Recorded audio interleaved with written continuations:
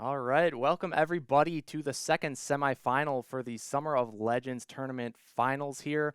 We saw earlier Chad took Jason out 2-0 and to move on to the finals, and now we have the match to determine Chad's opponent for tomorrow. This match is going to be between Baked Goods and Darkblade113, two fantastic players who are no stranger to the semifinals themselves, both of which have made it multiple times now to the semifinals. So one of them, it will be their first time advancing to the actual grand finals. So I'm looking forward to seeing it. But for anybody who's unfamiliar with the tournament thus far, we started off with 16 groups of 6, and we played off in the new Arsenal format. And you would get a point for every game you won, and the top 2 point earners from each pool would move on to the single elimination bracket. The bracket consisted of 32 players, and we are now down to the final 4 here, so this is the semis. And it's been a long road for both of the players, but I'm sure they are looking forward to this match, as am I. And joining me are the wonderful commentator crew here. We have Chocolate Rain 72. How you doing today, Peter? Doing great. How are you? I'm doing great. You ready for some Unmatched? Oh, I can't wait. Just in my blood. Like running through my veins. Oh yeah, you live and breathe Unmatched. All right, and then Exactly. we have Feebleblobber. How you doing, Ben? I'm doing quite all right. Had a pretty nice time watching the stream earlier. Got some painting done. So now I'm ready to step behind the curtains, so to speak, and commentate this one. Let's go. Sounds awesome. And then we got a new face here as well, Cosmic Zap. How you doing, Hayden? I am excited. So happy, honored to be with you guys. Yeah, man. Thanks for joining. Thanks a lot. I appreciate all of you being here with me to commentate. And before we really get into the thick of things, I want to just thank Restoration Games for being such an amazing company that they are. Everyone give them a round of applause. I mean, what they do for their community is just truly unmatched in reality. So, yeah, they're just an awesome company. I'm happy to be putting on this event, you know, sponsored by them. So big thanks to Restoration. Big thanks to Vorpal Board. The guys behind the scenes there are very supportive of all the tournaments and everything we run here. As well as thank you to all you viewers for watching, because, you know, this stream event wouldn't really be anything if nobody was watching it. So really big thanks to you, as well as the players and the TOs and everybody involved in the actual tournament. It's just an amazing event and takes a lot of people to make it happen. So big thanks to everybody. But let's go ahead and jump in here. We're going to see Taylor versus Zach, so Baked Goods and Darkblade. So I'll toss this one to you, Peter. Do you have a favorite in this match?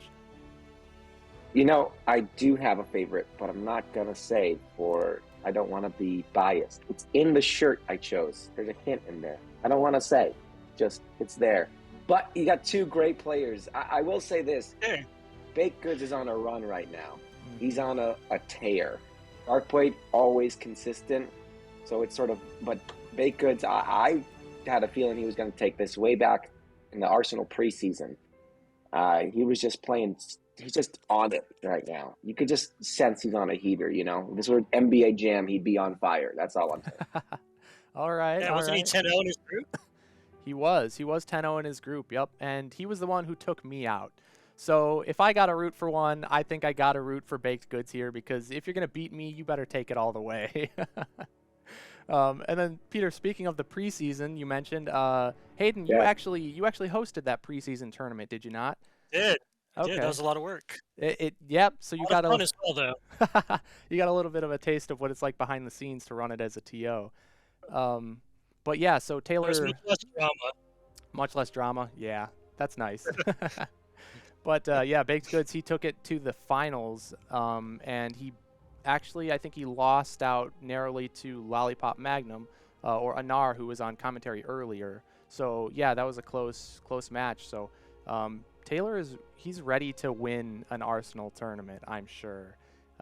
So Ben, do you have a favorite in this match here?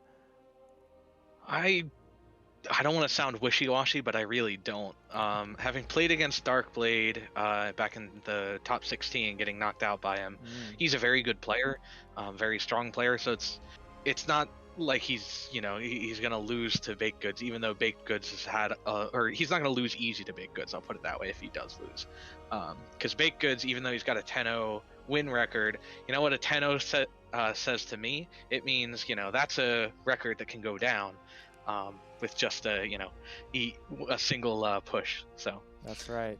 I definitely think Darkblade can win it. Now, of course, Baked Goods having done so well in the Arsenal format, that does mean that, he might be the favorite to win in sort of a more intellectual or statistical sense. So, I guess I'll be rooting for Darkblade, but really it can go either way. Okay. All right. How about you, Hayden? You got a favorite?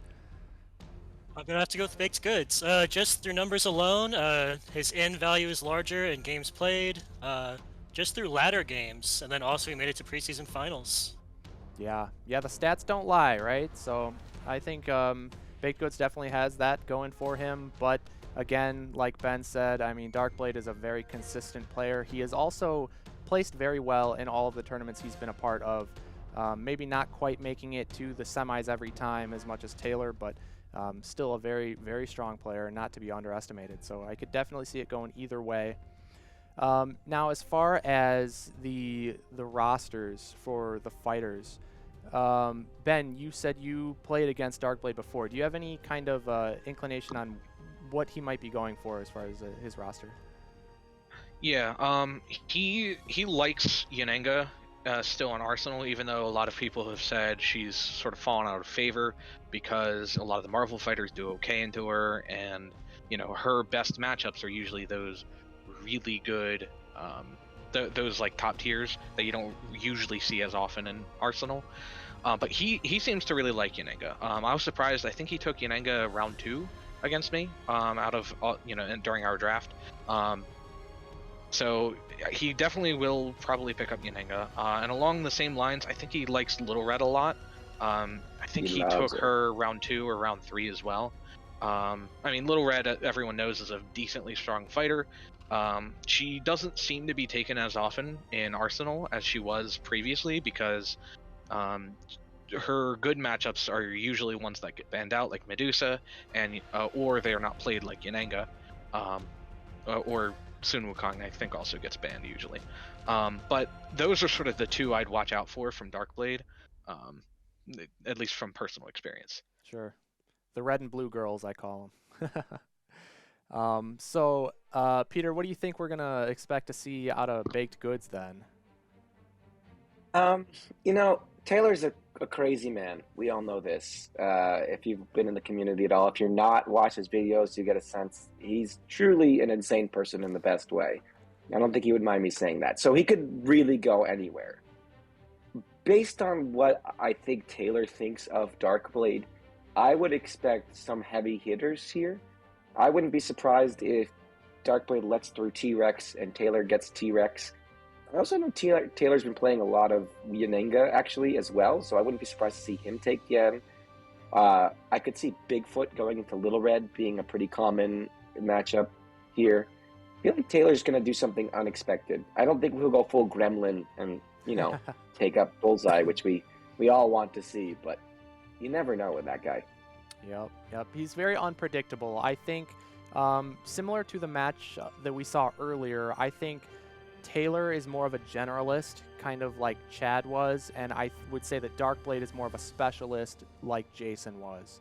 And I do think that in general, Arsenal format favors the generalist because depending on how the bans go, you could get pushed pretty far down into the fighter pool and be forced out of your comfort picks into fighters that you're not used to playing. So, yeah, I think Baked Goods has a little bit of an edge there, but I believe we do have the fighter information here. So let's see who they have on their rosters. It looks like Baked Goods is going to have Yanenga, Sun Wukong, Achilles, and Dracula.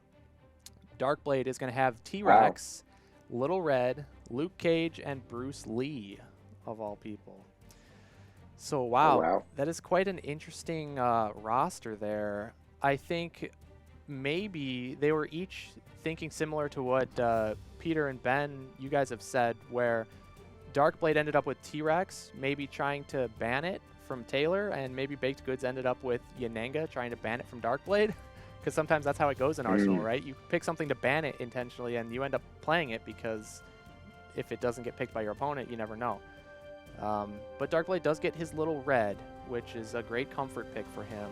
But also Baked Goods gets Dracula, and he has been doing pretty well with Dracula in Arsenal lately. So The pick here, John, that surprises me is the Bruce Lee, actually, because Bruce Lee of Taylor's or Baked Goods fighters, I think the best matchup for Bruce Lee is probably Sun Wukong. yeah, Now, who He's had pretty, T-Rex? he's pretty good at the end. Yeah, that's T-Rex. true too. I have a feeling that Bruce Lee was picked in a second round of picks. I feel like based on those 4, at some point, Wukong and Yanenga got through for Taylor, and then the next round was the pick that ended up with Achilles and Bruce Lee on the other side for Darkblade. So he probably was not expecting to see Achilles and then have to fight Achilles with Bruce. right. I would agree with that. I think it's that's probably exactly what happened. And Bruce Lee does do quite well into both Yanenga and Wukong. So if Darkblade can line up Bruce Lee into one of them with the fighter assignments, he'll be in a good spot. But I wonder, Hayden, do you think that the threat of Achilles being there for Baked Goods is enough to prevent Darkblade from even trying to assign Bruce? Oh yeah, definitely.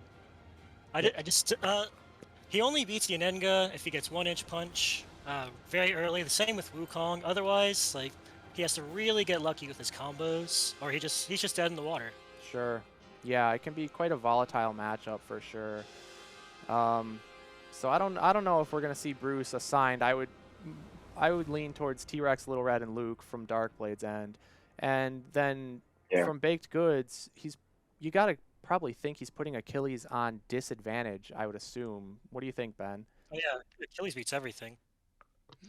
I actually like Achilles on advantage. Now, given Baked Goods' specific lineup, maybe the Achilles should end up on disadvantage. But I like putting Achilles on my advantage, because then you can sort of control that matchup a lot more. Because even though Achilles is very good and he's strong in a lot of different cases, there are certain maps where he just dies. Like Yukon is one in particular that he struggles on.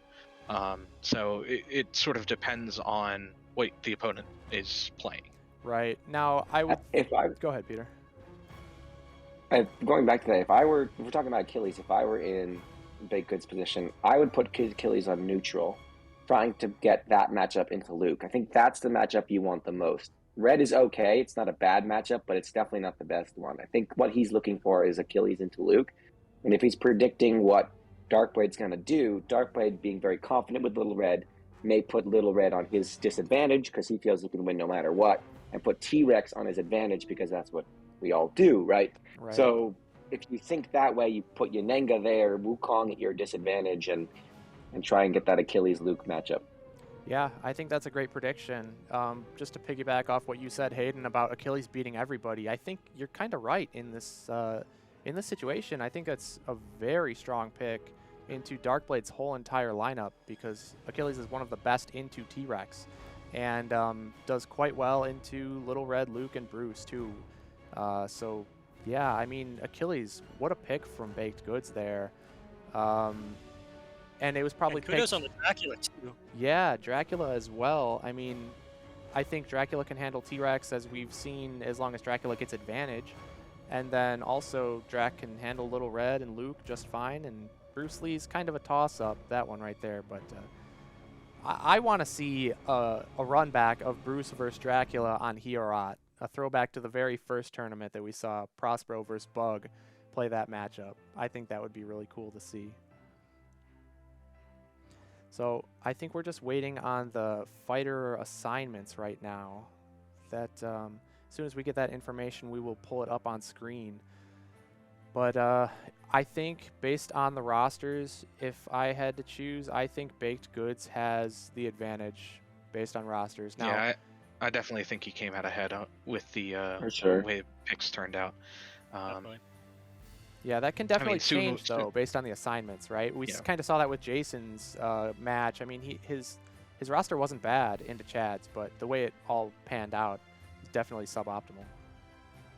Yeah, I will say Darkblade can do pretty well in the fighter assignment phase. That's ultimately why I ended up losing myself against him, because I had the 3 Redemption Row fighters and Beowulf into his Yanenga, Dracula, InGen, and I forget the 4th one he had. But if I had just rotated all my fighters like one spot, I would think I would have been able to win that game against him, or that match against him. And he really was able to sort of predict where I was putting mine and sort of optimize around that. Hashtag feels bad, man. We call it getting arsenaled, Yep. That's things happens. Yep. Arsenal comes for us all. I got arsenaled as well. Yep. The game wasn't random enough. Yep. Well, that's part of the fun, right? Like, that's what I like about Arsenal format personally is the randomness makes for some fun matchups that you wouldn't normally see. And of course, it feels real bad when you run into a counter just by chance. But I think throughout the whole span of the tournament, I don't think we've actually ran into that situation too frequently. I would say much less frequently than I anticipated, which I'm happy about. And I think people have been really enjoying it. So It was very fun for me, at least. yeah, good to hear. Good to hear.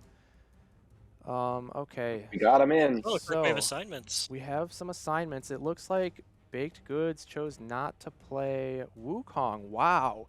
He was very threatened, I guess, by, looking at it. I think it makes sense because every one of Darkblade's fighters could handle Wukong. So yeah, Little Red. And the other matches are just better. Yeah. Yeah, I feel everyone knows Little Red versus Wukong. That's not a great matchup for Wukong given the boost options. Luke Cage has Where's My Money to get through the clone wall, and he gets off big swings into Wukong. And then T-Rex and Thrash exists as a card. Yeah. So Yeah, exactly. T-Rex has a nice way of controlling the wall of clones as well. So with that, I wonder if Darkblade actually was thinking the same thing and deduced that Baked Goods wouldn't assign Wukong because of how disadvantaged Wukong is into Darkblade's pretty much entire roster. And that's probably why he chose not to assign Bruce, which is great because Wukong was Bruce's best matchup, right? And so you don't want to run Bruce into Achilles or Dracula necessarily. And so if you're taking away Wukong, then 1 out of 3 to hit Yanenga is not very likely. So I think, like you said, Ben, I mean, it just shows Darkblade's his skill in the assignment part of the draft to omit Bruce Lee there. Can you help me out here? Is Yanenga on and who's on neutral and who's on advantage? Well, based on these picks. we're gonna get the graphic of that pulled up on screen in just a minute or two here. Got it. Got to do some magic. I thought it was in order down there. Here we go. So Right, there we go. look at that. there's your full assignment. Okay. Wow. So oh my gosh, I hope this goes to game 3. That's one of my favorite matchups right there. 3. But Yep, and that's quite the map for that matchup too.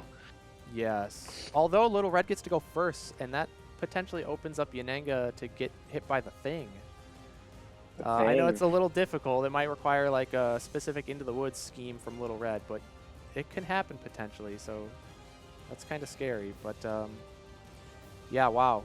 T-Rex going on advantage, like we I think assumed. We're gonna see it on T-Rex Paddock again, which is very interesting because as we saw in Jason's game earlier, it was T-Rex on Rex Paddock, and I'm kind of surprised to see these players not choosing something like Hanging Gardens, because I think the +1 damage from Gardens is just very, very good for Rex when she gets to go first. Indeed. So that is. But I wonder if Darkblade wanted the tighter map against Achilles, just because you got to try and run them down fast and not let Pat get away with Pat shenanigans. I think as T-Rex. Yeah, I think the slight larger size of Hanging Gardens is actually a disadvantage for him there. Same with Marmorial, which is one of his favorite maps. Sure. Yeah, given the matchup, I think T-Rex actually prefers the smaller matchup, or the smaller map, in this case. But it is quite quite funny that we don't see Raptor Paddock or Hanging Gardens in either right. of the T-Rex games. Yep. And then Luke Cage is going to go up against Dracula on Hierot in Game 2. So that will be, I believe that was Dracula's pick. Probably wants to go for an early Ravening Seduction for big damage on Luke there. And then we're going to see the Little Red versus Yananga for Game 3. So that'll be a great one if we get to that. I think it's going to be pretty tough for Luke in Game 2, to be honest. I agree. I agree. That's a tough map for him. Has a tough road ahead in general. I would agree, Hayden. I think Darkblade's got a tough road, similar to what we saw with Jason, but we'll see. I think it, again, kind of hinges on Game 1 if we get to see Game 3. So let's take a closer look at Game 1 here. It's going to be T-Rex versus Achilles. So Darkblade's on T-Rex, Baked Goods with Achilles on the T-Rex paddock, which is the T-Rex's map that came in box. And Darkblade got both the map and position picks, so you got to assume the T-Rex is starting first, of course. And I expect we'll probably see a similar play that we saw earlier from Jason with a turn 1 maneuver boost and attack. So I think how long Pat stays alive is definitely going to dictate a lot about how this game goes. But let's take a look at these decks a little bit further in detail. And we can start off with the T-Rex. So, Hayden, why don't you just run us by the T-Rex and what she's all about here? T-Rex wants to go face. She is always drawing cards. She cannot play for fatigue, especially against Achilles, who has Still Standing, to recur cards, including Still Standing. And T-Rex has no feints to prevent this from happening. So we're going to see T-Rex doing everything she can to keep drawing cards, put on the pressure, and possibly kill Pat early if she has to. Now, do you think that she wants to kill Pat early in that matchup, or do you think it's something that because while Pat's alive, you got Helms to worry about, but you know it's kind of a hard call, right, on whether or not you want to kill him fast or let him live? He just wants the bodies out of the way. Yeah, I would agree with that. In order to get to Achilles. I'm actually going to disagree with both of you. I think T-Rex wants to not kill Pat too early, because T-Rex probably isn't going to win the exhaustion game against Achilles. So I think T-Rex probably wants to just go straight for Achilles as quickly as possible. Well, let's go ahead and take a look at Achilles' deck real quick, because there's one card in particular, if you see that under Achilles' Helm card, that as long as Pat is alive, it can let Pat swap in as the new defender. And that might be, I mean, that's a really valuable defense card for Achilles, right? So that can definitely come into play if you're leaving Pat alive. Because Achilles can use that to block T-Rex attack, and if it's, if it's not going to deal a whole lot of damage, then Achilles might want to just tank that to the face and not swap. But then if it's, one of the, like, Thrash that, can boost for a ton over the 2, and then also deals 1 after. If Achilles can teleport out of the T-Rex's zone, then Achilles can save himself a lot of damage that way. Yep. All right. Well, Ben, why don't you... As Tave Tendo likes to say... Oh, sorry, go ahead. No, go ahead, Peter. Go ahead. Please. What does Tave like to say? I was saying, Tave Tendo like to say, it comes down to the Patrickless calculus. When do you kill Patrickless? I love it. I love it. What a good saying. But I mean, that's 100% right. When do you kill Pat is always the question in any Achilles matchup. So it's really hard to make those calls a lot of times. You got to have a lot of matchup experience to be able to make the call. But just... It's integral, if you will. What's that? Oh, it's integral, if you will. Oh, yeah. In the Patrick For sure. calculus. For sure. And if we now, see... Go ahead, Ben. One thing I did want to point out here is the Battle Hardened for Achilles is the recursion card that Hayden was mentioning earlier, that T-Rex can be concerned for. Battle Hardened can be used to cycle itself back for potentially a ton of blocks with it, which can really help reduce some of the incoming damage from the T-Rex. The other thing that's nice about it is usually you want to recur the Spear Throw, but I think in this matchup you might actually want to recur some of the other defense cards, like a Skirmish, for example, just to get that big value off, or potentially Feint, just because the matchup against T-Rex is so wildly different. You don't necessarily need the extra passes from Spear Throw.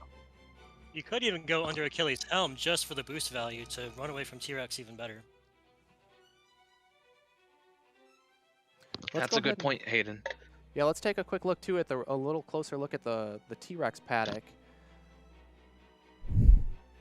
So the one thing I really want to point out here is that although it's a tight map once you're in the center, the very first turn, the starting positions are quite a ways out from each other. So it is a little bit difficult for T-Rex to really get in on that opening turn.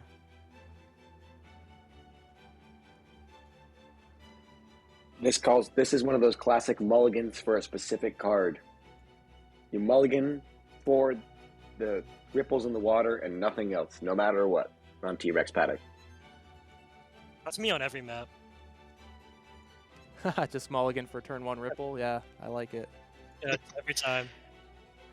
That is a pretty good game plan for T-Rex. If you can just attack the person and keep attacking them, you win. He's the best. It's nice to see aggro actually be powerful in this meta after Winter of Champions being so defensive and maneuver-based. Yeah, it makes definitely for a very interesting dynamic comparatively. I don't know what format we're going to be doing with Winter of Champions, but I have some spice cooking in Ben's kitchen for that format if we do go back to it. Ben's kitchen, love it. Spicy. Yeah, Yeah, I it think does feel like aggression is good for a lot of these new fighters, and against a lot of these new fighters as well. It's interesting. Other than T-Rex, a lot of the new fighters actually don't do well against aggression the same way that they need to aggress themselves, which is kind of interesting. I think that's a lot of why we're seeing Achilles be so popular in Arsenal this tournament. I would Yeah, agree. he's one of the few fighters that can take aggression pretty well and also dish it out, depending on what point in the game you are. All right, well, I think the players are set up in Vorpal, so let's head on over and we'll get into the game here and see if the T-Rex can take out our Greek hero Achilles. I just want to say one thing in honor of baked goods. Let's hydrate, homies. Cheers. Cheers. Good old water, H2O. All right. So we are going to see T-Rex starting first, of course. So players have to decide on their no keeps or surprises there. mulligans. Yeah, they still have to draw their opening hands, it looks like. Yep. I will also say a lot of us I know were drawn to Unmatched based on the art and the characters and stuff, and this is one of those matchups that just feels like this is why we played the game. I'm not talking about gameplay-wise at all. I'm just talking about seeing Greek hero Achilles fighting the T-Rex is cool as heck. Yeah. That's why we're all here. Yep. Amen, brother. Oh, I was here for the money. What money? Oh, we're not getting paid? Oh, Uh, crap. This is volunteer. I never got work. You guys are getting paid?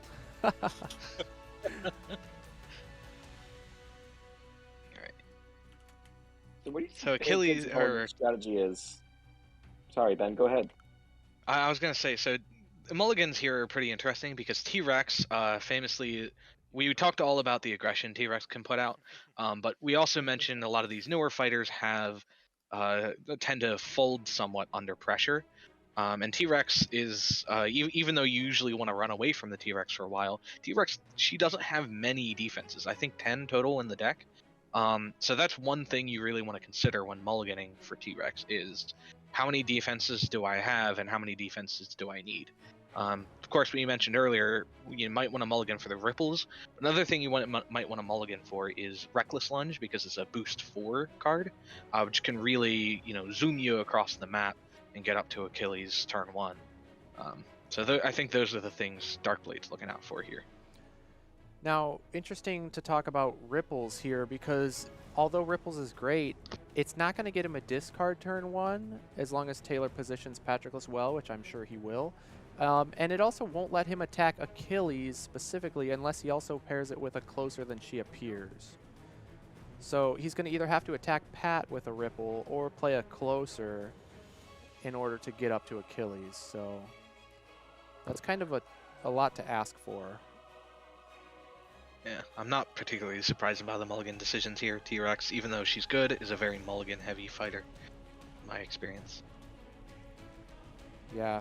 And Achilles, as long as Achilles gets the blocks in this matchup in the opening hand, I think Achilles likes it. Yep, I would That's for agree. sure. You have to imagine that Baked Goods has a skirmish or in his opening hand, or maybe a Hermes.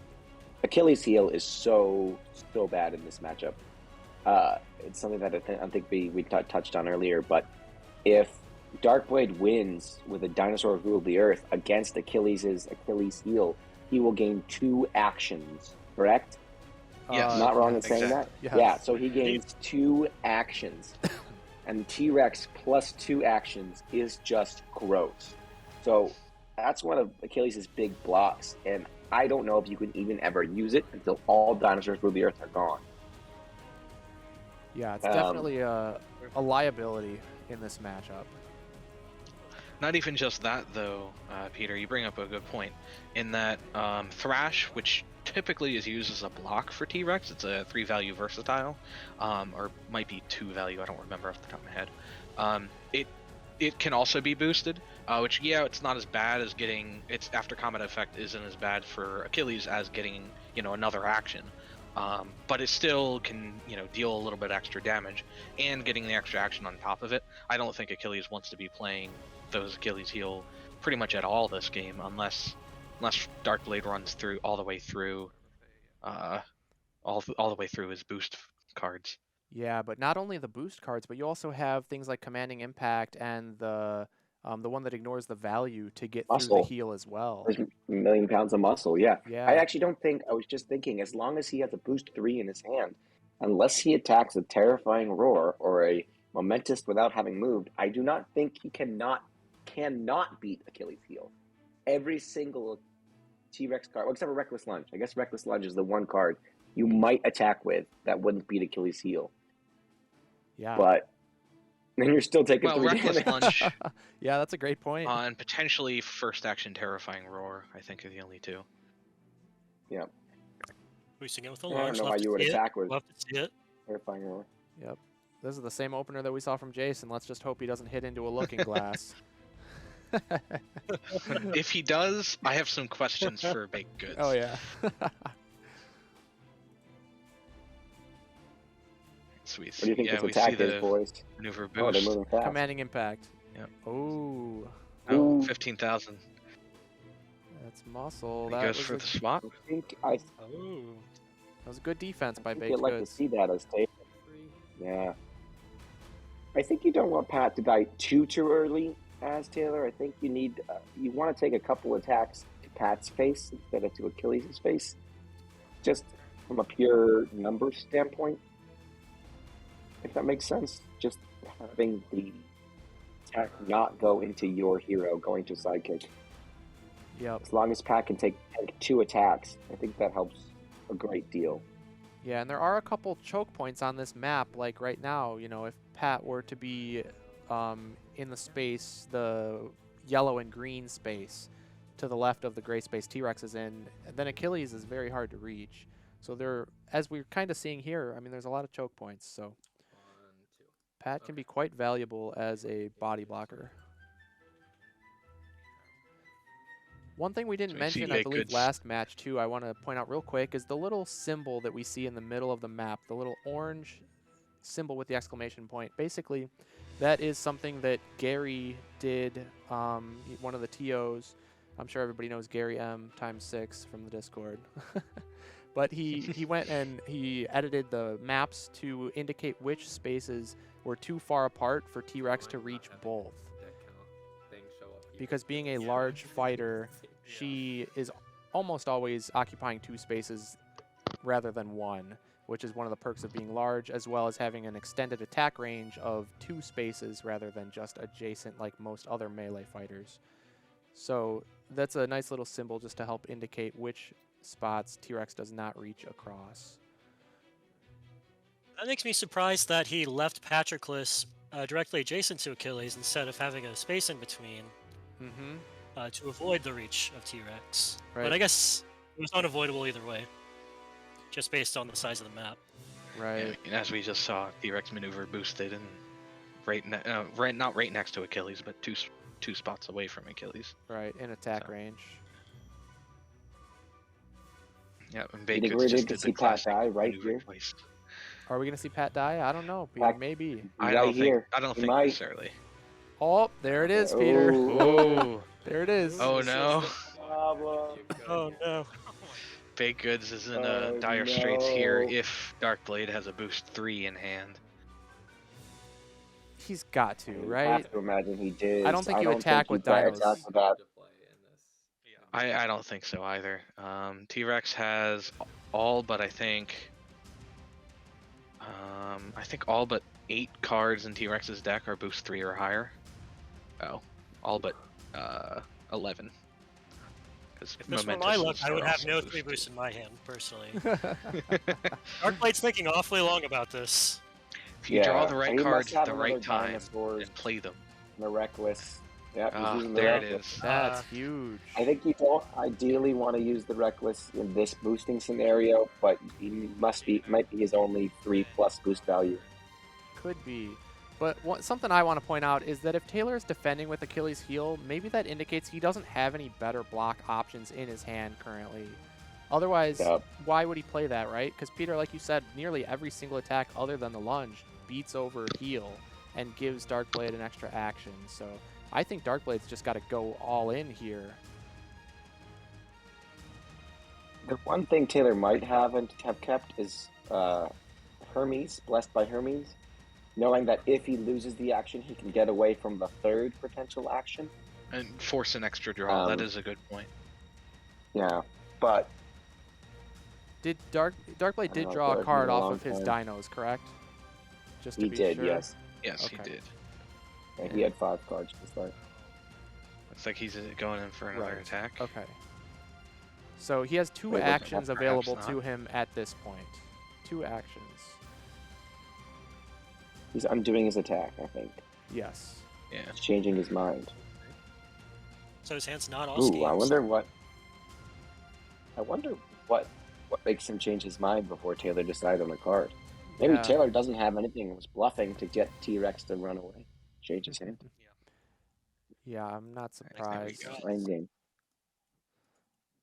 Alright, we've seen 15,000 and a Dino's ruled the Earth. I think we might be... Oh no. Oh no. No. Oh! Oh my gosh. He's just got heals. Darkblade still has 2 actions. Oh my gosh. Wow. This is... Might see a game 3. We might see a game 3, Hayden. Sooner than expected, even. I mean, looked like...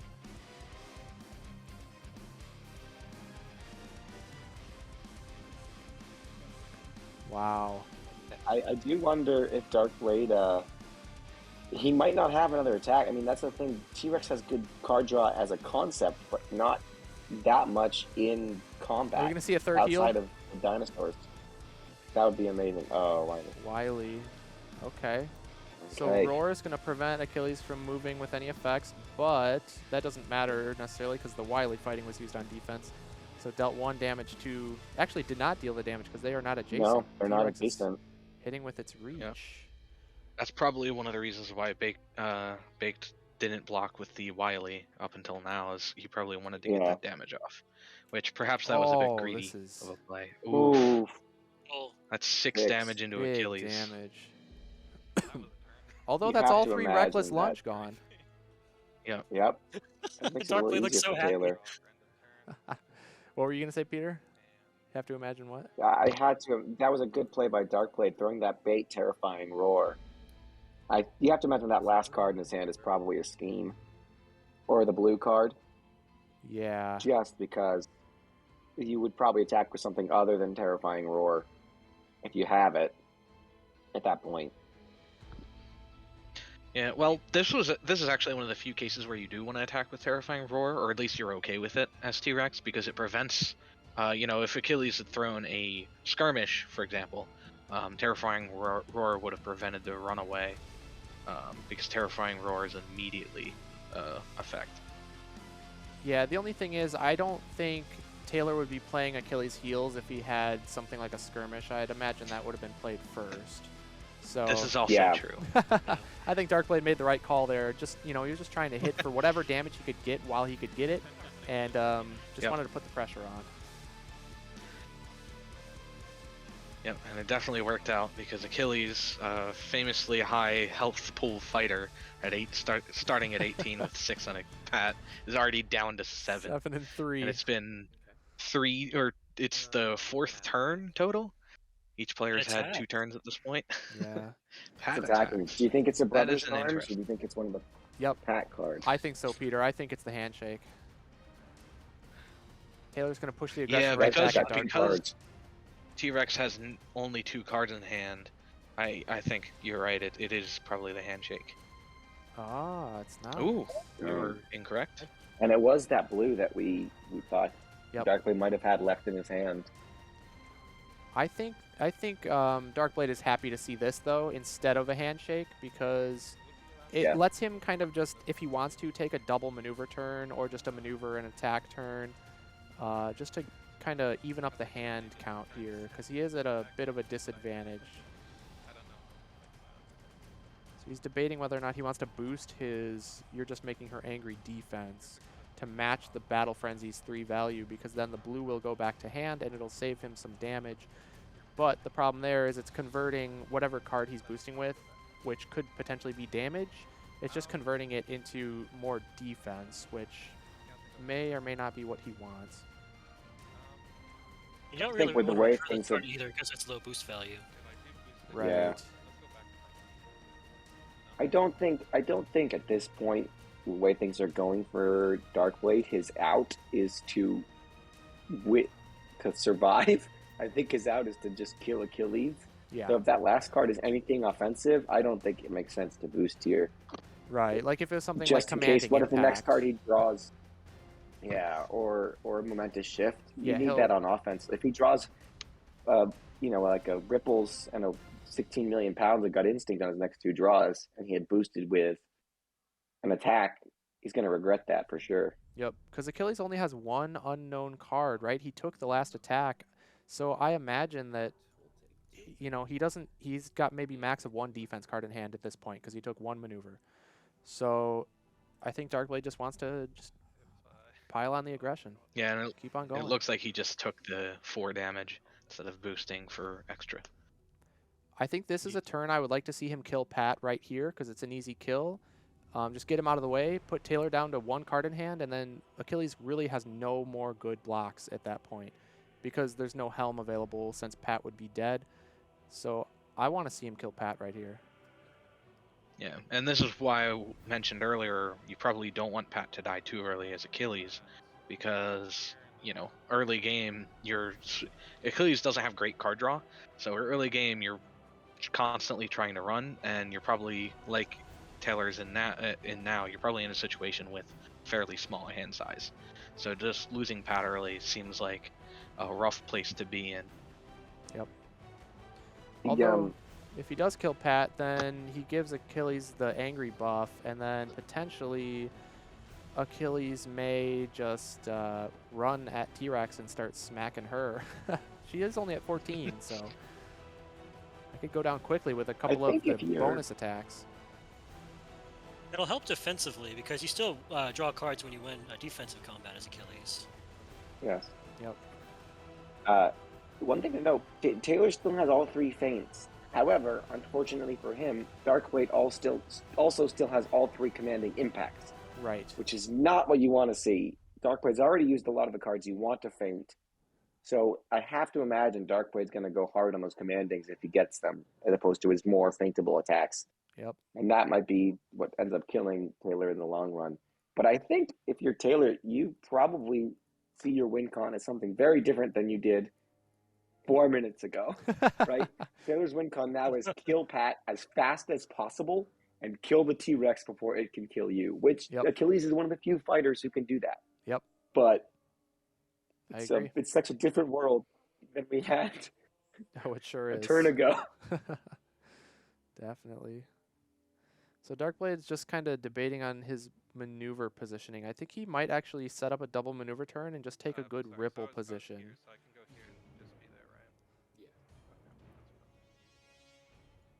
Yeah, he's really burning through that clock, though. He Already is. down to a minute and a half. He is. That's a little bit dangerous. Yeah. Although of all the That's Darkblade. fighters to burn through the clock, T-Rex is probably the one that needs to worry about it the least. Yep. So he's just taking the hand advantage. I don't hate that, honestly. There's not really a rush, seeing as how much damage Rex can get onto Achilles very quickly, even through Achilles' defenses. So being at 7 health, I think it's fine for T-Rex to back off here and get a little bit of hand advantage going. And a lot of times you want to play T-Rex like a combo deck, reload, and then get off multiple chains of action gain effects. Right. For one big burst turn. I've in fact had a game where I died turn 3, Saddler, defending 4 times when I had 10 health and still died Wow. to T-Rex. Yeah, and I mean, we've only seen one Dinos card used by Darkblade, so there's definitely a lot of combo potential left here. It's most of the combos he got was because of the Achilles heel, so Taylor's got to be a little bit concerned about that.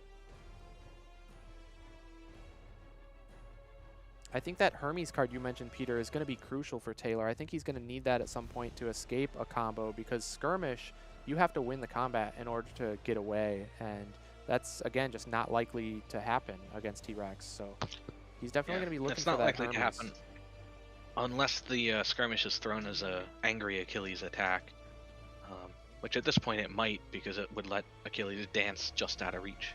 Yep. If you're Remove Achilles right T-Rex. now, the card you want to see most of all and you're praying for is the helm. If you can get a helm right now, your life is so happy. Oh, Because yeah. you don't want him to attack Pat, because then you lose 2 cards at random. It's better if he comes and attacks you, and then that's an attack he was trying to waste into you, and he wasted into Pat. I agree. And So here we and see then it you lose your ripples. 2 cards on your turn. The problem is you can't really kill Pat on offense right now, because then you lose the hand advantage, right? Yep. So What do we get? And ripples pulls. Ah, that's not Ooh, what you want to spear see. throw. I don't think that's what you want to see from Darkblade's end. I think as Taylor, that's probably the best thing you could hope for, to be honest. Yeah, Other definitely. than a Day of Your Doom. might have been better. Yeah. Although, But even the Battle Frenzy is very nice in this matchup. this is an interesting position. He could have chosen to go adjacent to Pat instead of... Okay, well, he was already planning on playing closer, so it doesn't really matter in that case.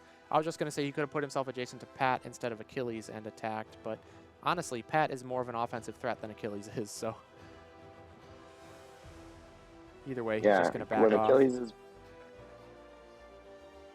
When Patroclus is alive, Achilles doesn't want to fight that much. He just wants to hang out Yep. with his buddy Hang out slash with his boyfriend, bro. depending on who he Oh, wants. no. There it is! The helm into the impact. That's brutal for That's about- Darkblade. That's great for baked goods. Best thing you wanted for baked goods, yeah. Yes. Especially Although being an he impact. does go way down in the hand count, because Darkblade's drawing up to 4 because of the end of his turn, and Taylor has to discard 2. But it is Taylor's turn now. He can run away. He can. Yeah, he can just And maneuver twice. Darkblade isn't even in a... Reload. Darkblade's used all his reckless lunges, and also is not in a good ripple spot. Yep. If That's Taylor true. gets to that turquoise area in the back, it's actually pretty hard for Darkblade to reach him.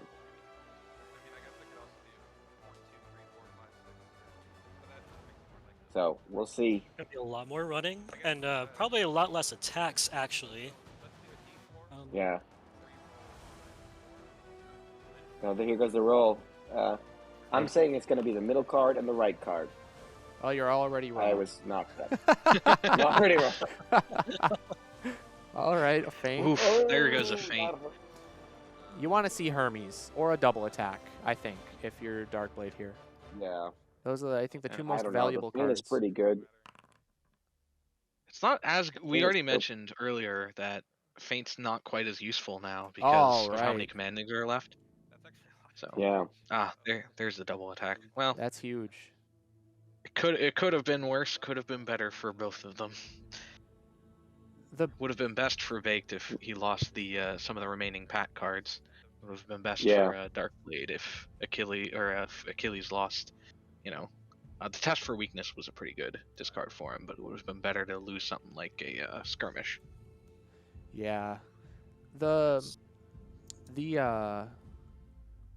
interesting thing is the double attack against T-Rex is especially deadly because it is 2 attacks, and because she doesn't have a lot of defense cards Yeah. in general, she can't defend that really well. And if both of those go undefended, that's 8 damage and also 2 cards drawn for Baked Goods.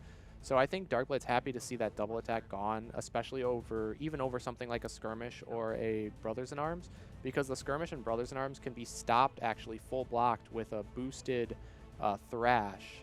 And because of that, it denies Achilles card draw. Although we have seen all 3 Reckless Lunge already, so I guess that wouldn't apply in this case, unless he uses Oh, I didn't even realize. Gut Instinct to get one back. I didn't realize he was using both muscles as well. I forgot about that. That's actually pretty okay for Baked Goods now. You can really just defend for value.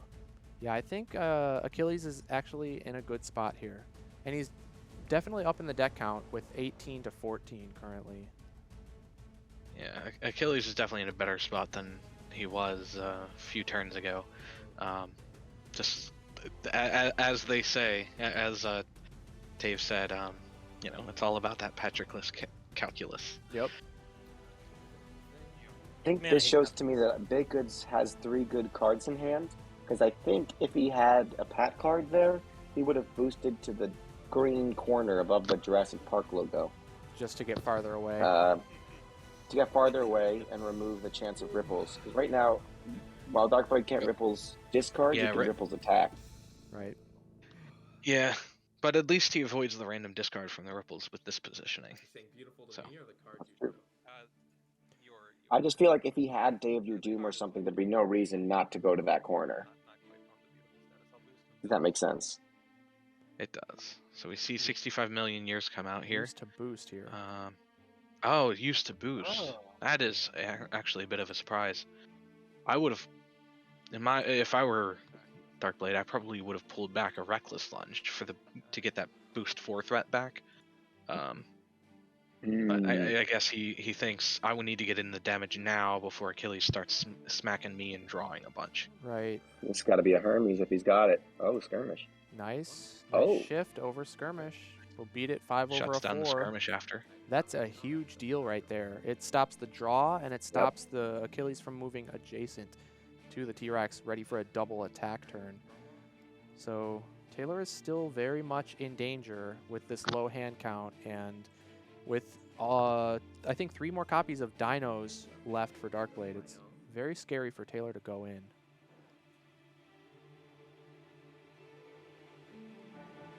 I could see him hitting with something like a Hermes right now if he has it, if he's got that in multiple defenses, just to try and draw and get some damage in. The risk you Thrash run there is always dangerous. Not just Thrash, but Terrifying Roar, right, is the risk you run there. Yeah. Because you don't want to have T-Rex start her turn adjacent and ready to attack you. I think he's personally just running and digging defense cards, trying to find the Hermes so that he can defensive Hermes to get adjacent and then go for some big attacks like the double attack. Double attack turn. Yeah, exactly. I will say, though, T-Rex is only down to 1 Terrifying Roar left, so Baked Goods could have played the odds there a bit if he wanted. And there's that ripples. Now, I hope Darkblade has another closer than she appears, honestly, because I would be hesitant to end adjacent to Achilles ever without having a closer to back off out of attack range. Yep. Oh, that is not what you want to see. That's big money for Taylor. It's, big money for Baked Goods. Maybe Taylor has all bad cards, so he was okay with the ripple. Could be. He positioned himself right with ripples bait. Baiting the ripples. Genius. The big brain plays. Yes, there we go. We see the closer. You'll love to see it. Yep, so hop back 1.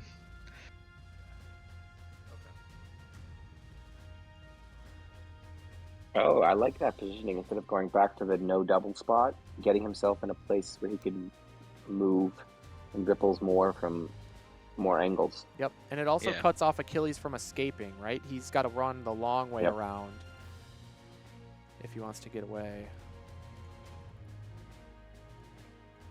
Ooh, that's big Oof. damage. I mean, Battle Harden's a great card and all, and it's going to get back probably a double attack, I would think. Yeah, either the test Skirmish, for I think. weakness or He's still might got pull a back the skirmish in the skirmish. discard. Skirmish? Yeah. Yeah. Darkblade just has one more commanding and one more momentous. So he's got 3 dinos to boost to 5s, but he's actually, and thrashes, I guess. He's still got a lot of offense. He's got a lot of attacks left, as the T-Rex do. I think that makes it pretty tough for baked goods right here. I don't know. All it takes is one 50-50 feint commanding, and then the game's over, you know? Yep, that's the toughest part, is it's just so scary to approach, and you're just on a clock, too, so you have to approach at some point, but there's so much ammo that Darkblade has left with those dinos and whatnot, ready for the counterattack. The thing that's interesting now is those feints are much better, actually. Yes. Those feints are much, much better now. We're down to 1 commanding impact. The only problem is 1 commanding impact over 1 feint means death. Yeah, it's very scary for baked goods. Here comes So he runs that up and attack. attacks. Yeah. My This prediction, has got What to do you be. think this is? A bold play. it's This well. has got to be the skirmish he just pulled back.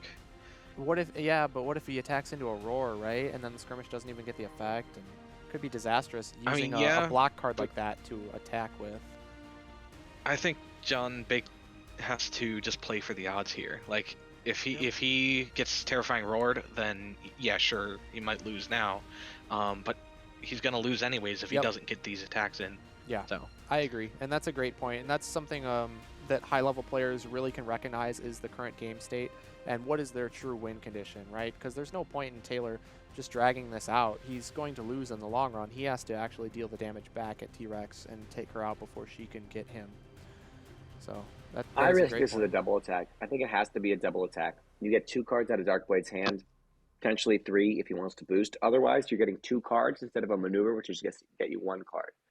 The power of Achilles' draw ability right now makes that double attack, in my opinion, if you've got something to defend with, almost better than a second maneuver, because you have the chance of drawing 2 cards instead of 1. Oh, I agree. So And you got to have to pack on the imagine it's a damage. double attack here. Yep, I agree. If he's got it, I think it's the double.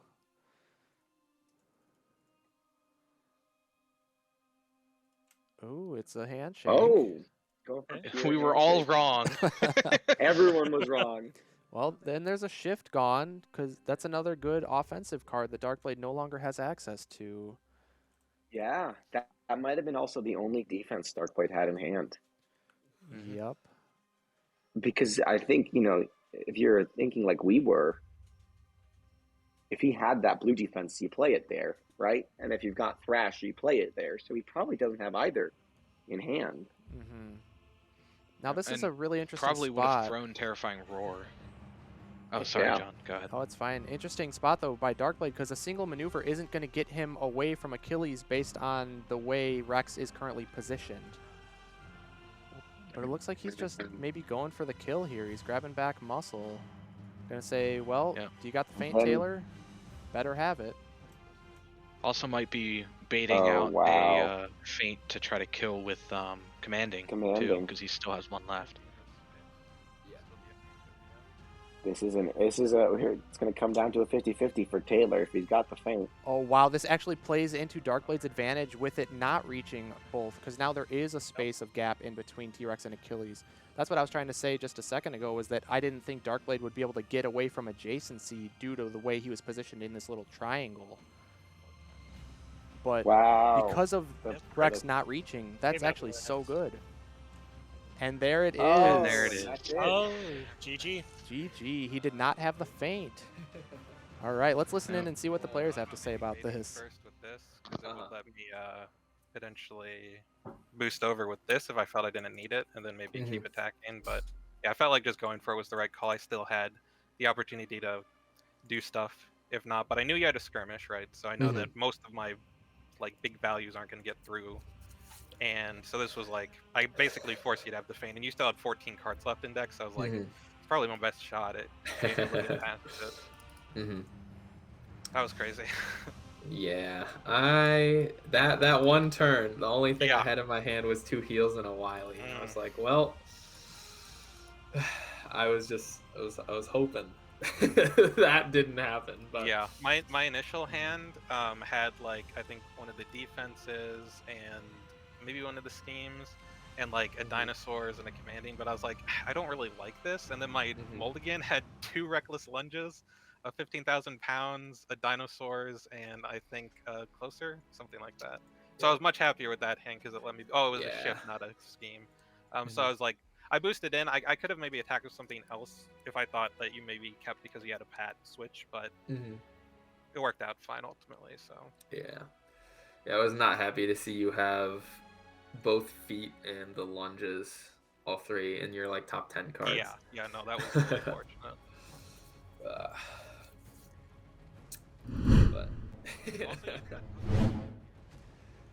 wow, what a crazy game that was. I mean, I don't know, Peter, is that how you expected that game to go? Nope. But that's fitting, right? That's what happens with T-Rex. T-Rex is so often just the most volatile fighter. She seems consistent because of how quickly she draws her deck, and she is in a way, but she's volatile in getting those kills in. She can do those Bruce Lee epic combo turns where she just chomps you.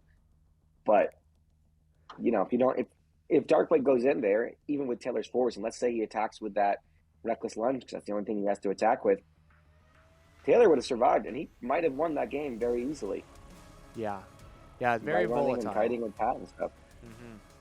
Yeah, that was quite the match. And we saw at the end, Darkblade was just like, well, better have the feint. He just, called it, and it's like, well, if Taylor did have the feint, he's still going to take 1 damage and go down to 2, and that's still a very dangerous health total with all the damage that Darkblade had left. So I think it was a good call there to just go in, even though the punish could have been massive on the counterattack if Achilles did have the feint.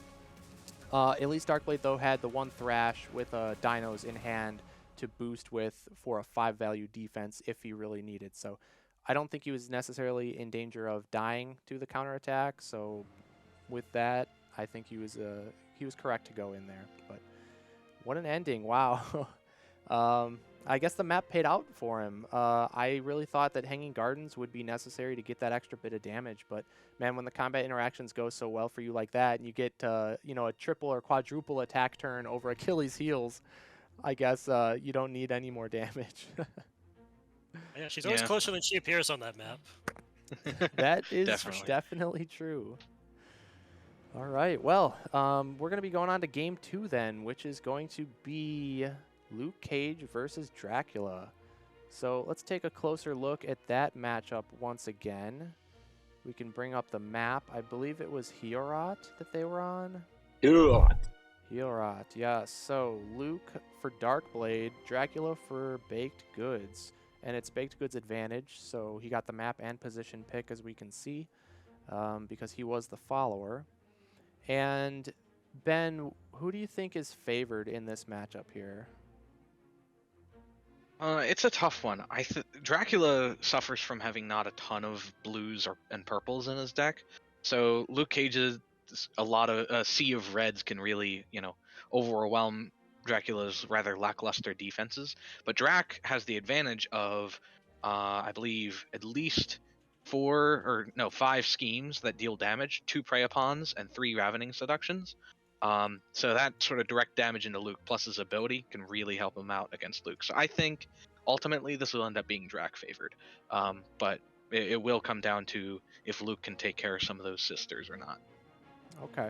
I agree. And the thing is, with Luke Cage, he has very polarized draws a lot of the time. He doesn't have any versatiles really of his own besides regroup. Whereas Dracula has dashes and exploits, several other versatiles to work with defensively. He doesn't just have either attacks or defenses. Yeah, that's a great point. The versatiles definitely come into play a lot because I know, Peter, you play a lot of Luke Cage, right? So you know the feeling, right? I When do. you want to go on offense, but you're stuck with a handful of Oh blue yes, cards or we're vice stuck with a versa. handful of blues. It is not fun. Yeah, so Peter, Before I why go don't you go into ahead and run us through Luke then? You're the really expert quickly here. before I go into these key cards, I want to say I think the key to this matchup might actually be the map pick by Taylor here, and it's because the key to this matchup, as the key to almost every single Luke matchup, is Misty Knight, and I think Hurat is one of the worst maps for ranged fighters that exists. Those doors are really bad, and with a little bit of positioning, you can just make it so that you cannot get next to someone. You cannot attack someone from range without getting next to someone. That's why Yananga struggles so much in this map, I think, as well. Sure. But going to Luke's cards, I think one of his key cards that we saw in the key cards section that is frequently the most important card is still standing, and I don't think that necessarily matters as much in this matchup. I think if you're Luke, you want to punch through the sisters, punch, and then just start punching Dracula with Misty as much as you can. And if you go to those key cards, that Where's My Money is going to be everything, I think, in that matchup. Because it will allow Luke to punch Dracula in the face with a 6 and then get away, which he needs to do. That 13 health pull does not last long, and Beast Form is so dangerous because even 2 damage over the Trash Talk is enough to kill Luke with all of the auto damage Dracula has in his deck. I think that commanding impact is going to be very important for Misty as well, but Misty's got to be careful because she's got the most purples, which means she is the most vulnerable to do my bidding, more than Luke is, really. Luke's still going to hit hard, pretty much, right, if he gets bidding. Misty might not. So that's really important timing of when to use that commanding as Misty. I hope that Darkblade can see that. Yeah, that's a great point. So let's go ahead and take a look then at Dracula's deck as well. And Ben, you want to run us by Dracula? Yeah, so there's a couple of key cards for Dracula in this matchup. Some that Peter already mentioned. So Beast Form, it's a 6-value attack. You can discard cards, and for each card you discard during combat, it'll increase the value of Beast Form by 1.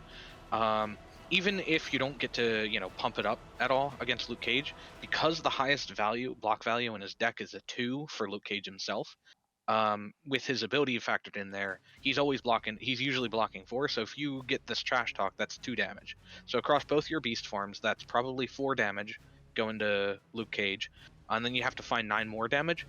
The rest of it's probably coming from 3 copies of Ravening Seduction, where you move any fighter up to 2, and then deal 1 damage to the moved fighter for each sister that is adjacent to them at the end of that movement. So you can really, if you position your sisters well as Dracula, you can use Ravening Seduction to get 2 damage per, gets you to 6. Then you just need to find 3 more damage somewhere, which can either be from Dracula's ability, where he can deal 1 damage to an adjacent fighter at the start of his turn and draw a card, or 2 copies of Prey Upon, which is a scheme that deals 1 damage to each adjacent fighter, and then Drac heals that much. And then just one more key card real quick is Do My Bidding. It's a 3-value blue, where you can just look at your opponent's hand, return their attack card to it, and then say, play that card instead, assuming it's legal to be played. So, as Peter mentioned, Do My Bidding is going to be more useful against Misty Knight than against Luke Cage, because you can use Do My Bidding to put back, some commanding impact, for example, and pull out one of her 2s. Although it is still useful against Cage because there are 3 regroups in the deck, which you can, turn a big swing, 6-value swing into a 1-value attack, potentially. Right, that's a great point, and something that Luke definitely needs to watch out for. So I think if you're Luke and you're going in and planning to attack Dracula himself with something big, and you have a regroup in hand, you might want to boost that regroup away just to avoid bidding being able to pull that out as an attack. And then one more thing, let's just take a quick look at Hurat, the map, once again. Ben, as you were talking about mathing out where does your damage come from, right? And you said you get 2 from each Beast Form at worst case scenario, and then you need 9 more damage on Luke, and how do you find that? Well, the Ravening Seductions, I think, are huge on this map. So as you can see here, the doors are outlined in green, and doors all start open. They don't start closed like that, so they're just kind of off the board. And then you can close a door during a maneuver with any of your fighters while you're adjacent to a door space there. And you can close it for free. And then in order to open the door, you have to essentially spend 1 point of your movement value during that maneuver to close the door. But because they all start open, and Dracula getting full advantage, I'm sure is going to start first here in that orange spot, the way that he can position the sisters, it makes it very easy for a 3 damage Ravening Seduction to come out on Luke turn 1. So you can potentially get 3 out of your 9 damage on Luke right there. And then also Dracula has 2 Prey Upon schemes that each deal 1 damage, so that's essentially 5 out of 9. So if Baked Goods can mulligan or just get lucky enough to open up with a Ravening Seduction and pull a triple Ravening off turn 1, he's going to have a great time into Luke overall because he's only missing 4 damage at that point, which there's still 2 more Ravening Seductions after that, as well as any amount of ping damage that Dracula gets from his ability, dealing damage to Luke being adjacent at the start of Dracula's turn. And Luke's going to have to be adjacent at some points because he's melee, unless he uses Where's My Money, like Peter, you had pointed out, to move up, attack first action, and then maneuver away. So this is a great map choice by Baked Goods, and I believe they are set up in Vorpal, so let's get on over there and see what happens in Game 2. This is tough for me, as someone who wants to see a Game 3, and as a fan of Luke Cage. But as someone who likes to see win rates even out at 50-50, I'm pulling for our Drac man. Nothing against Darkblade. Yeah, I'm a big Drac fan myself, so I'm definitely rooting for Drac here, rooting for Baked Goods, who beat me, so he's got to keep on going, and we got to see a Game 3 at the very least, right? Stream wants a Game 3, right? Oh, yeah. Chat, Stream, say you want a Game 3. Give us Give us your a energy. 3 emoji. Just type 3s in the chat. 3s. There's a lot of 3s in the chat. We want the Game 3. Let's go. Come on, Baked Goods. We're sending you our energy for the Game 3. So quick Did we decision. see there was a poll for the last game also as well? A quick Did we decision see? by Taylor Did we here. see who the poll? I'm terrible Oh, he's got that Ravening. He's got to have that Probably Ravening. a bidding as well.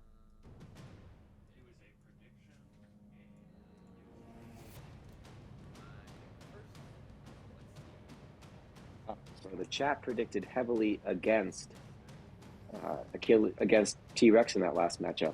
So chat was wrong, as we were so many times.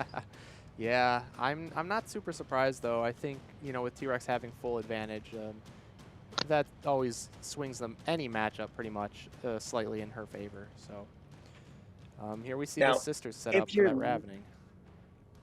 If you're Luke and you saw Taylor keep, you might actually think about doing something insane and putting Misty in that middle yellow spot, because that is the easiest spot for Drac to Ravening a 3-value attack into.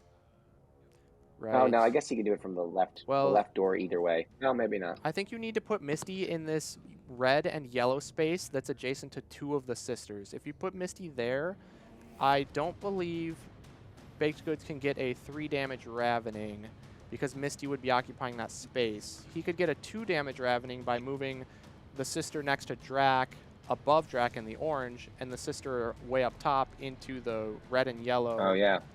That's the spot, yeah. But that's only a 2 damage Ravening rather than a 3, and every single little point of damage in this matchup definitely counts. Now, so you are putting Baked Misty actually in danger, could get a though. 3-value Ravening still by boosting. Right. Because you could Yeah. boost to get There's the no way third sister around it, there. really. And Drac has so many boostable cards. You just need to boost 1. So I think it makes sense to maybe protect Misty, despite our initial assessments. Yeah, He might not have Misty defenses. right. It's also true. You're going to need Misty. I- You're going to probably take Ravening damage eventually, no matter what. It's just a matter of how much and how soon. So I like Darkblade putting Misty back out of harm's way because her hitting from range is just so important. But like you said, Peter, this map is not good for ranged. Not just because the doors cut off the zones, but also just the layout of the zones. There's hard cutoffs, as you can see on the top and bottom with the gray and the light blue into the red-orange Yeah. space. Yep, so as we suspected, There we Baked go. Goods has the opening Ravening for 3 big damage on Luke. That is a huge opener. Exactly It's what you big, want to big see. play. I might Exactly what you I want might to have see. liked if I was Taylor. I mean, I'm sure Taylor has reasons, but I might have liked actually pulling Luke into this gray and the yellow and that yellow spot that his least favorite sister is in, and pulling the other sisters around that spot because then you could close the back door that now is open. Mhm. And I think Yeah, you and want to close as many doors as possible. Yep, and potentially you could have actually positioned Dracula to be able to, if you wanted to take 1 less damage from the Ravening, you could have used Dracula to, threaten a suck, as I call it, with his unique ability. Baked Goods cheering here as his least favorite sister goes down to a hero for hire without a boost. I think Luke's might be attacking with a regroup here. Oh, another hero. Oh, wow. I like the hero for hire That's choices a lot because of if they go, potential it's kind of damage. like an insurance policy, right? If they defend, the highest they can defend with is a 4-value exploit, which you could boost over and still kill. And if they don't defend, you just don't boost and you save your card. So I really like using those cards by Darkblade to kill off the sisters. But it is a lot of potential damage. Those are 2 of his 6s, really. You often talk about Luke having multiple 6s, but yeah, I don't know. I like the play for sure. I agree. I think killing off those sisters helps a lot, but it is worrisome in the future potentially. Yeah, but you got to remember, if they're going to be a 6, oftentimes it's a regroup used to boost with those, and if you have a regroup in hand and you hit with hero for hire into a bidding, then regroup's coming out. So It's true. sister making an attack. A lot of first action as well. Got to be an ambush, right? Yeah. All right. Just hoping he didn't have the trash talk. Good trash talk by Darkblade, so it's going to immediately cancel the ambush, and because he won the combat, it will end Baked Goods' turn. So losing out on a little bit of tempo there. That's definitely good for Darkblade. It might be that Baked Goods wanted that is okay with the turn ending because he still has such a hand advantage, right? He's maybe okay, and knowing how much draw power Drock has in his deck, especially with his ability, maybe he's okay losing the extra draw and the extra turn to keep Darkblade down at 2 cards. Because if Darkblade defends with a defense, right, he's at 2 cards, 1 defense gone. You still have a 2-card advantage. If Darkblade takes the opportunity right now to kill that last sister, which it looks like he's going to do, he'll go down to 1 card in hand. You got to love that, though, huh, Peter? That's tough. As a Luke fan, that's a great thing to see. Oh, yeah. That might swing the whole matchup right there. So, honestly. Yeah, Darkblade gets to cycle in his trash talk, so all 3 trash talks still available, and getting ahead pretty significantly in the deck count, and then all sisters are already gone. And Drac has not taken any damage, so he probably wants to hold off on playing baptisms until after he's taken some damage, which means we're going to have to see some engagement here.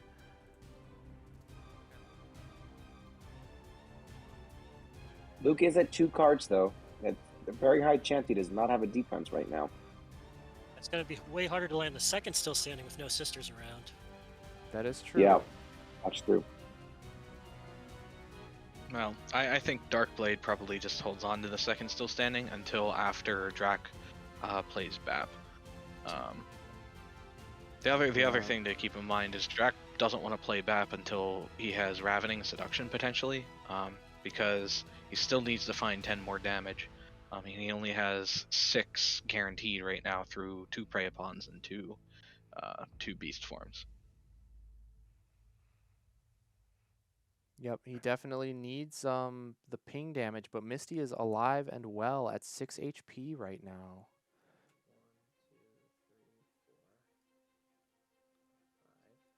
So he gets to go 5 spaces and open the door there. Well, it was 4 spaces and open the door. Then he'll make an attack. Ambush number 2, maybe? If I'm Taylor right here, I'd throw the Beast Form. Because you count on Beast Form getting only Beast Form if you 2 got it. damage. Yep. Yeah. Just take the little bit extra You damage. might get 4 out of it, maybe 5 even. And that's all you He need. doesn't have a defense. Yep. Yep. Darkblade's down to 2. Yeah, he's taking it. Oh my gosh. There There it you is. go. You love to see it. Taylor's got to make some decisions right now. He can get Luke down to 4, but he'll go down to 2, 1 card in hand.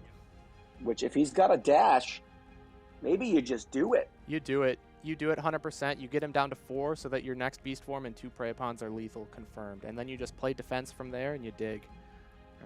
And you don't even have to worry about finding the Ravenings and pairing them with Baps at that point. You can just play Baps to, keep yourself alive. Ooh, he's no boost on Oh, the Beast he's Form. not No boosting, though. boost. He must have good stuff. I can't imagine. Maybe it's like a bidding. Yeah, and maybe he has 2 baptism Preyapons. and yeah. Or he doesn't like 2 getting hit by yeah. Say Christmas twice. Good. Yep. Good point. Yeah. That's true. If he doesn't have the dash in hand, he needs to keep 2 defenses. So maybe it's just 2 defenses plus. I mean, I think you could have discarded at least 1 card, because then if Luke did want to take an opportunity to double attack, then Taylor gets his ping once again, right? Which would accelerate his card draw, as well as make up that extra damage that you didn't discard for the Beast Form, and you'd still have Luke down to 4 health. So I would have liked to seen at least 1 card discarded. I would love to know from Taylor what he had in his hand. This is one of those big questions. What were you keeping? Yep. That was more valuable than the damage on Luke. Yep. Because Taylor's a smart guy. I've seen him throw his whole hand and get double attacked with the Beast Form before. So I got to imagine that's good stuff he's got. Yep. Maybe maybe like a double bidding, or a Prey Upon's got to be in there. Baptism of Blood, something like that. Mm-hmm. Do you think at this point Dracula now completely ignores Misty? We talked earlier about Dracula going in hard on Misty, but with that big opening, maybe you just completely don't worry about her at all. I think... Yeah. This map is so small, and Dracula has such great cards to boost with. And Mist Form. Yep. Mist Form. Yeah. Mist. Oh, that's why Dracula wins. Misty Knight was all part of his plan. Misty Knight.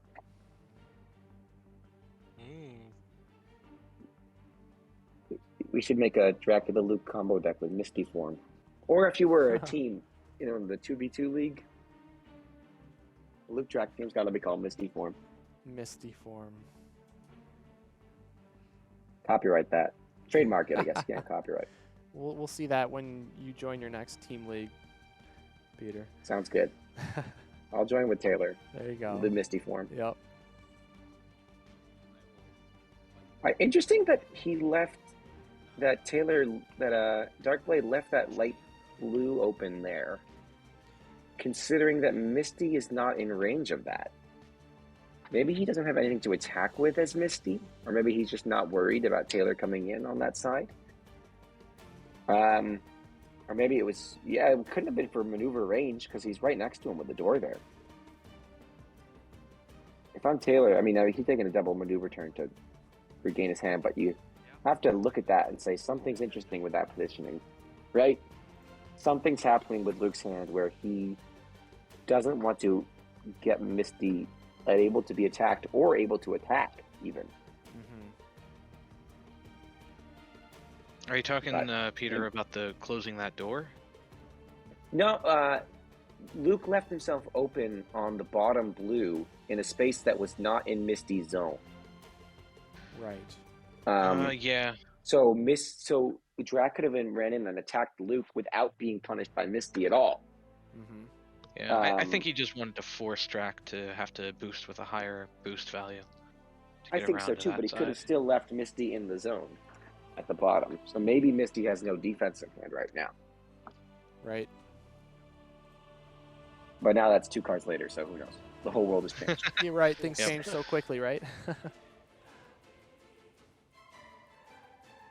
See, now he's using Misty to protect Luke, so that's why things probably changed in that moment.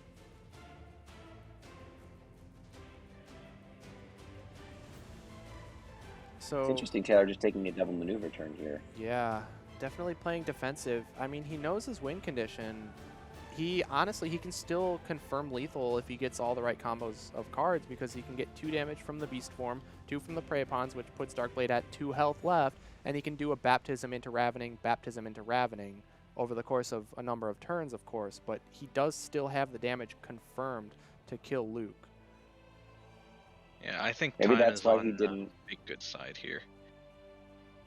Maybe those 3 cards weren't something extra spectacular, just him realizing that he's got a specific out now and being safe and playing for that out makes sense instead of trying to soak an extra damage in here or there. Right. If he sees that, he's like, I've got guaranteed 6 in my deck no matter what. Yep. So if I could just keep everything I have, I'll be able to take this.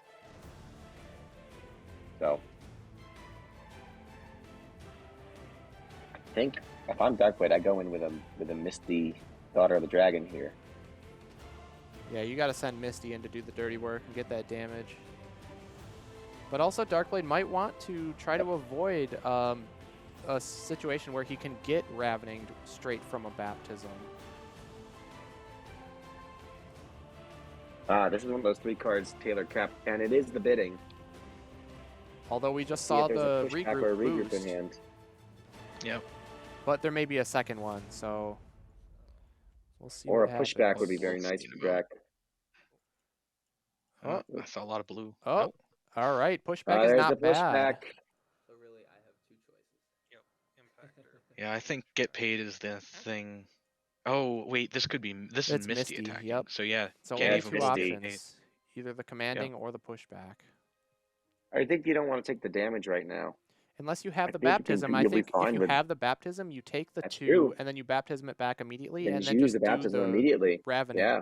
because you're in a good spot to baptism Ravening right here. Yeah, That's if true. you have both, I think you just take the damage, but otherwise, take the pushback. Yep. Although if you do switch to pushback, you're leaving another commanding in hand right now, Yep. which maybe you don't have You're going for the pushback. He is gone. So that's going to let Misty avoid Drax's ping damage ability.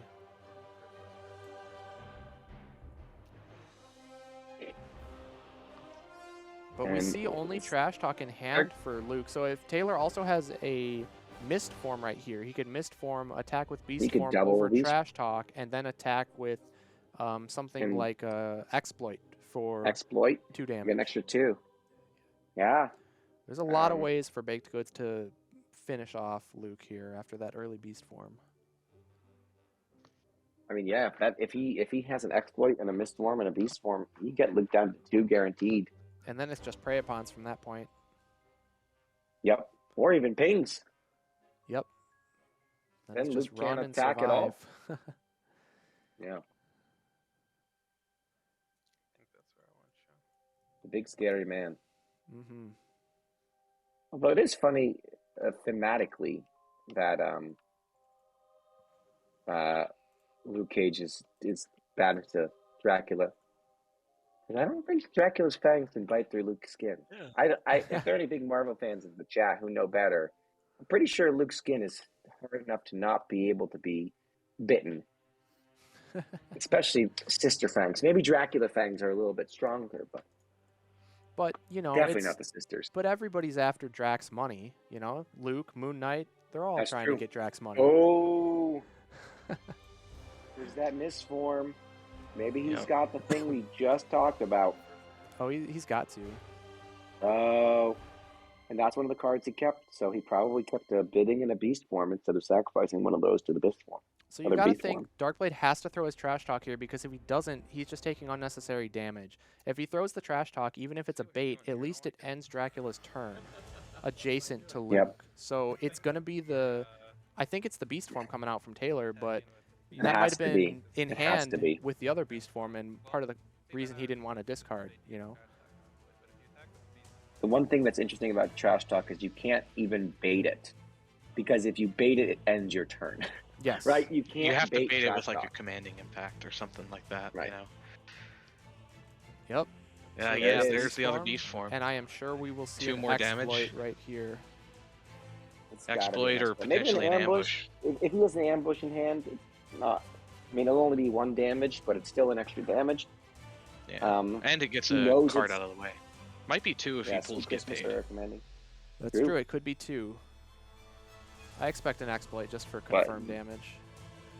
If he has it, of course. He may not have it.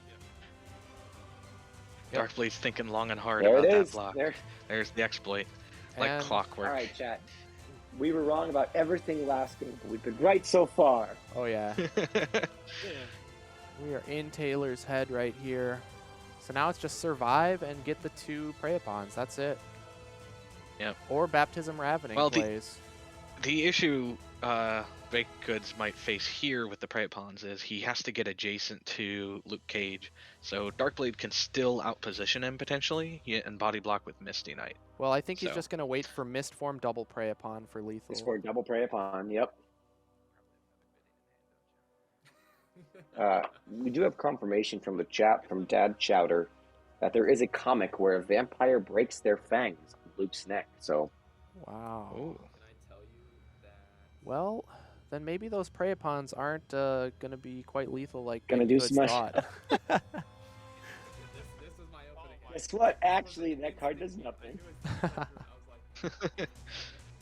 Luke Cage's ability now Okay. reads increase the value of your defenses by 2 even if you don't play a defense.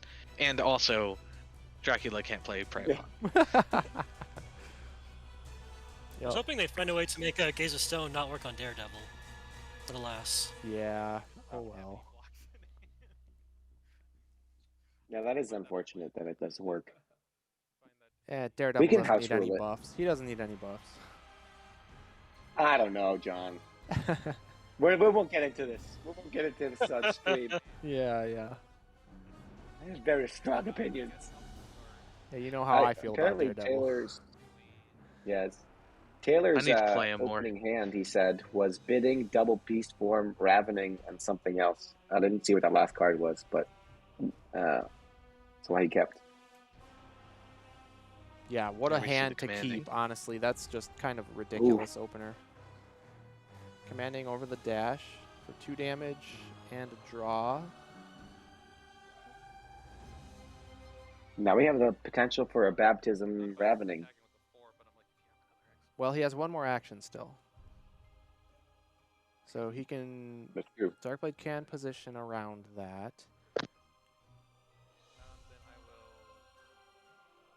I think the best thing Darkblade can do is put Luke to the left, adjacent to that door, so that he's still kind of threatening Dracula, but also away from Baptism Ravening play, because Well, there's Yeah. no maneuvers. because Luke Cage still has both of his Where's My Money, he can be anywhere and still threaten Dracula. That's true. Pretty much, yeah. If you've got that man's money, you got to be careful. But we don't know if he has it in Right, hand, which- so... I think you got to push your hand This is advantage my right least- here. Yeah, of course. Oh, absolutely. I think you need to start pressuring Dracula. You can kill him. You can still kill him Yep. before you die, but Yep, but you can't be running. you're not gonna run from him. Yeah. But this is, as a player, my least favorite game state from Baked Goods side. When you're like, I know I am so close. I just need a couple things, and you just want to get those cards faster. And your opponent is thinking about every little thing, and you're like, I don't need to think quite as much. I just need to get these cards. Yep, And you're it's just you start to shake. You're like, you're just waiting. You're just waiting. digging. And you're just hoping they digging and digging. don't. Yep. You're watching the clock go by, like, all right, hurry up your turn so I can draw my cards faster. That's how I was in my game against Taylor with our Wukong Achilles game. I'm like, where is my Phoenix form? Please just show up, and then I win. Yep. And it didn't show Yep. up ever. So there we see the first So Where's My there's now Money. Luke has both Sweet Christmases in hand. Theoretically, Luke could win right now. No If defense. Taylor has no defenses, Luke could win right now. That is true. Nice thing is he can throw 1 Sweet Christmas, and then if Taylor does block it, he knows he can't win, and then runs away Exactly. to not get sucked by the Dracula. Do you think we're going to see, though, You a have get to paid imagine. just to push hand advantage? I No, don't think so. I think you just got to get that 6 in there. We potentially have 2 Okay, attacks. yep. Oh no. Oh, wow. The get paid gets That's why canceled you by throw the the thing. Sweet Christmas there. Yep. You need, because maybe that's the only defense Taylor has, right? That's why you got to throw that Sweet Christmas when you get in. Yep. You don't have that many chances to hit Drac hard, and I agree. I think that's one of those times. If this game ends up being close, which it still could, that might come back to haunt Darkblade. Yep. Although Taylor did know what 3 of his cards were still. So, because Where's My Money was one of the 2 cards he drew after the betting. So, he knows Darkblade had maximum 1 card in hand unknown. Mm-hmm. And maybe that's why he did the Where's My Money and the Get Paid, I mean. Just to add a little bit of hand mystery. But yeah. I don't personally like this boost very much. I think that just kind of telegraphs that he doesn't have defenses, and Drag yeah, could it just doesn't really go get him far in enough with away. like another exploit. Yep. Or the ambush. Baked Goods punished. he's not biting. He's like, well, you can run away, that's fine. I have my win condition somewhere in my deck. I'm just gonna dig and find it, and then you're dead. Yep. Baked Goods is just making like the doors and digging a hole I dig it. into his deck. Yep. Yeah, I agree with it. There's no reason to push it. Rush, yeah. Yep. Especially with because Baked Goods bidding to that 1 commanding. Misty actually still has 3 commandings left to use. Oh no, 2, because Just one 2, just got yeah. used. One just got used a little while, but still, she's still got 2 commandings. So Ooh, there's still some. I would have liked to see Misty What's 1 that? space up into the blue-yellow to protect against I a agree. Baptism Ravening play, but Taylor doesn't have it, so that's okay.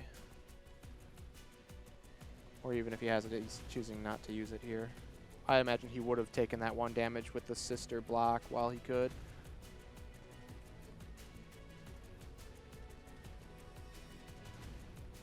Oh, going into that gray, interesting. Oh wow, I think we're going to see Interesting a boost Baptism there. here now. Or else why would he be trying to get into a specific zone without just taking a second maneuver? Yep. There goes the BAP. So we had the So Baptism, Taylor he may brought not have back had the his Ravening. least favorite sister. Everyone, in case you didn't know, Baked Goods' least favorite sister is left-facing sister. He loves right-facing sister. Well, So he's if wrong. you ever run into Taylor, tell him, yeah, that sister, that's Taylor's favorite sister. We all know it. This is It's least a favorite, fact. right? That's his least favorite. Yeah, that one right there is Taylor's least favorite sister. He hates that sister. Right. If you see Taylor, remind him that he's wrong about hating that sister. He really Freaking should sister's the learn. worst sister. Left sister's man. the best. Right sister's the second best. Well, Baked Goods would disagree with you. And Baked Yeah, Goods is Baked wrong. Goods. Baked Goods More like loves half-baked right-facing goods. sister. We all know. Okay, so Luke's gonna go kill that sister here. That's the one thing about boosting with that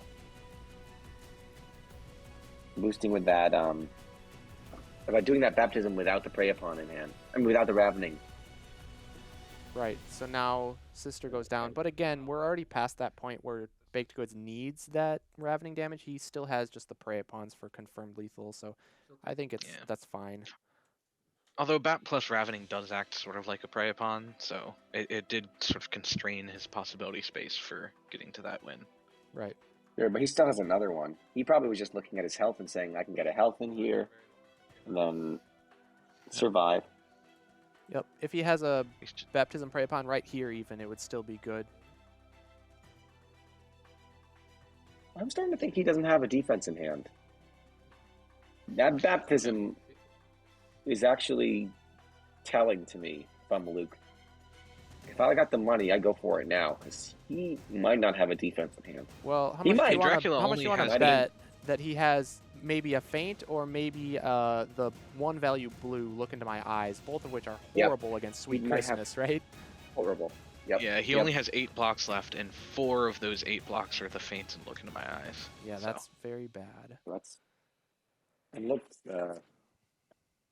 We need to see Look Into Misty My put Eyes in is work here. basically 0-2. Yep. Yeah, basically a blank 2 with Look Into My Eyes, yep. Darkblade just has to position around dash because you don't want Dracula to defensive dash up adjacent to Luke. Those 2 Prey-Upons that we keep talking about could be the last 2 cards in Dracula's deck for all we know. So Yep. this whole game could still go on, and we could never see that easy win condition coming out for Baked Goods. So Darkblade just has to, is that the hold third on to that regroup? hope and play from there. And yeah, All regroups are gone. Yeah. again, No, Just- they went to the level. he didn't need to boost there necessarily. I think it was just to play around bidding. Very smart. Yeah, definitely. Very Yep. smart. Commanding bait. Yep. That was it's a classic Misty commanding bait. That was nice. If you're Taylor, I don't think he has a bidding as well. I think he would have thrown it there. Yep. Well, maybe not with seeing the regroup used as a boost. I'm not sure. Well, but with the regroup used as a boost, now bidding's basically useless against Luke, because now there's nothing you can pull from Luke's hand. Well, right, There's but not a single thing. with Misty being adjacent, You can still though, reduce damage. you could pull. Yeah. Like Misty could have had Daughter of the Dragon, so that's something you would want to feint rather than if she attacks from range. It's probably always commanding impact, right? So maybe it was kind of a 50-50 for Baked Goods. Although I do agree. I think if he had the bidding, he probably would have just thrown it. Yeah, that's the one time where a Misty attack is probably another baptism. He without a ravening, Must not have that it. sister's gonna die too. Yep, but again, it's all about the Prey-Upons. Where are those? In the meantime, just don't die. Yep, just don't die. So do These you are think, set and done. Peter, do you think here as a Luke player, do you even bother with that sister right now, or do you just send in Misty to hit Drac while you have an opening there? Yeah, it requires a boost, but do you think that might be better? If I've got the Daughter of the Dragon, I'm going in with Misty in that orange-red spot. Sure. If I don't, I'm gonna go kill that sister. Yep. With it still standing. I like the power So man it depends on what boost. he's got in hand. Yeah. Okay. So he is, yep, I think he's just he's sending Misty probably in. going to go hit with a Daughter of the Dragon. Yep. This 6 is very nice. Taylor is showing that he doesn't have a lot of defenses by baptisming there, right? Mhm. Like maybe he does, but he's showing that he doesn't. I think you're So- right. And I don't bother to bait this one. Yeah. 3 damage there. So Look Into My Eyes adds that 2 boost value, which is at least better than against any other attack, honestly. So Yep. it's better than against a The best you Christmas can or a hope Hero for. for Hire. Yeah, so Sweet Christmas is a 1. 3 value defense. Yeah, I think Baked wants to burn those only on Misty attacks, really. Yep. Otherwise, Especially now that both Not- Get Paids are gone. Against Get Paid, it's actually the best you can hope for. But now that both are out of the deck, or still standing as well, but it doesn't block the recursion. So if you're Drac, you could try and kill Misty right here. She might do work if you don't kill her soon. I think you have to kill Misty almost, right? That's the way Darkblade wins this game still, is by pressuring with Right. Misty. But the problem is you don't have any good maybe attacks. you ambush her. You don't have any good No. attacks, right? Because Misty can still use Trash Talk, even though it's not as good as Luke. I mean, with Yep. both Beast Forms gone and one Exploit gone, only one Exploit left, and that wouldn't even kill Misty. I think you're fine using a Trash Talk to defend Misty with at this point. it's interesting what Baked Goods is doing here. He probably Ravening. has Oh, Ravening. here's a. Yeah, We there got it is. it. There's the Ravening, which It's makes down it to 1. that much One more easier Prey-Upon. You just gotta for the find Prey-Upon. 1. He got 7 health to survive through. He can't heal anymore, except for with the card that kills Luke anyway. So it's Yep. basically what comes first, a Prey-Upon or a double Sweet Christmas attack to the dome. I'm pretty sure the Prey-Upon's coming next turn, but we'll see. The position. This positioning would seem to imply it. Yeah. Yes. There's the comic panel where Thank you, Alan. Vampire I love can't. it. 60s Luke Cage. Still standing. That would normally be fantastic, but at this point, I mean, it's a little too late. But where's my money? As long as Luke can survive another turn, you never know. That could come into play.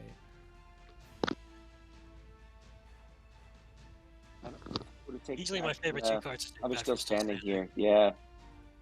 I Where's think my you money? want- I definitely take back. I think you want money and not worried about- impact. Yep. Yep, exactly. You're not worried about anything else right now. I might no. There's still another Daughter of the Dragon, so yeah, you're not really worried about recursion. It's not gonna last that long. Yep. So you just gotta punch him in the head. Luke's is simple, man. He just wants to punch vampires in the head. Don't we all? Now, if he's got a 3 boost value, Darkblade can put Misty in the way of Luke.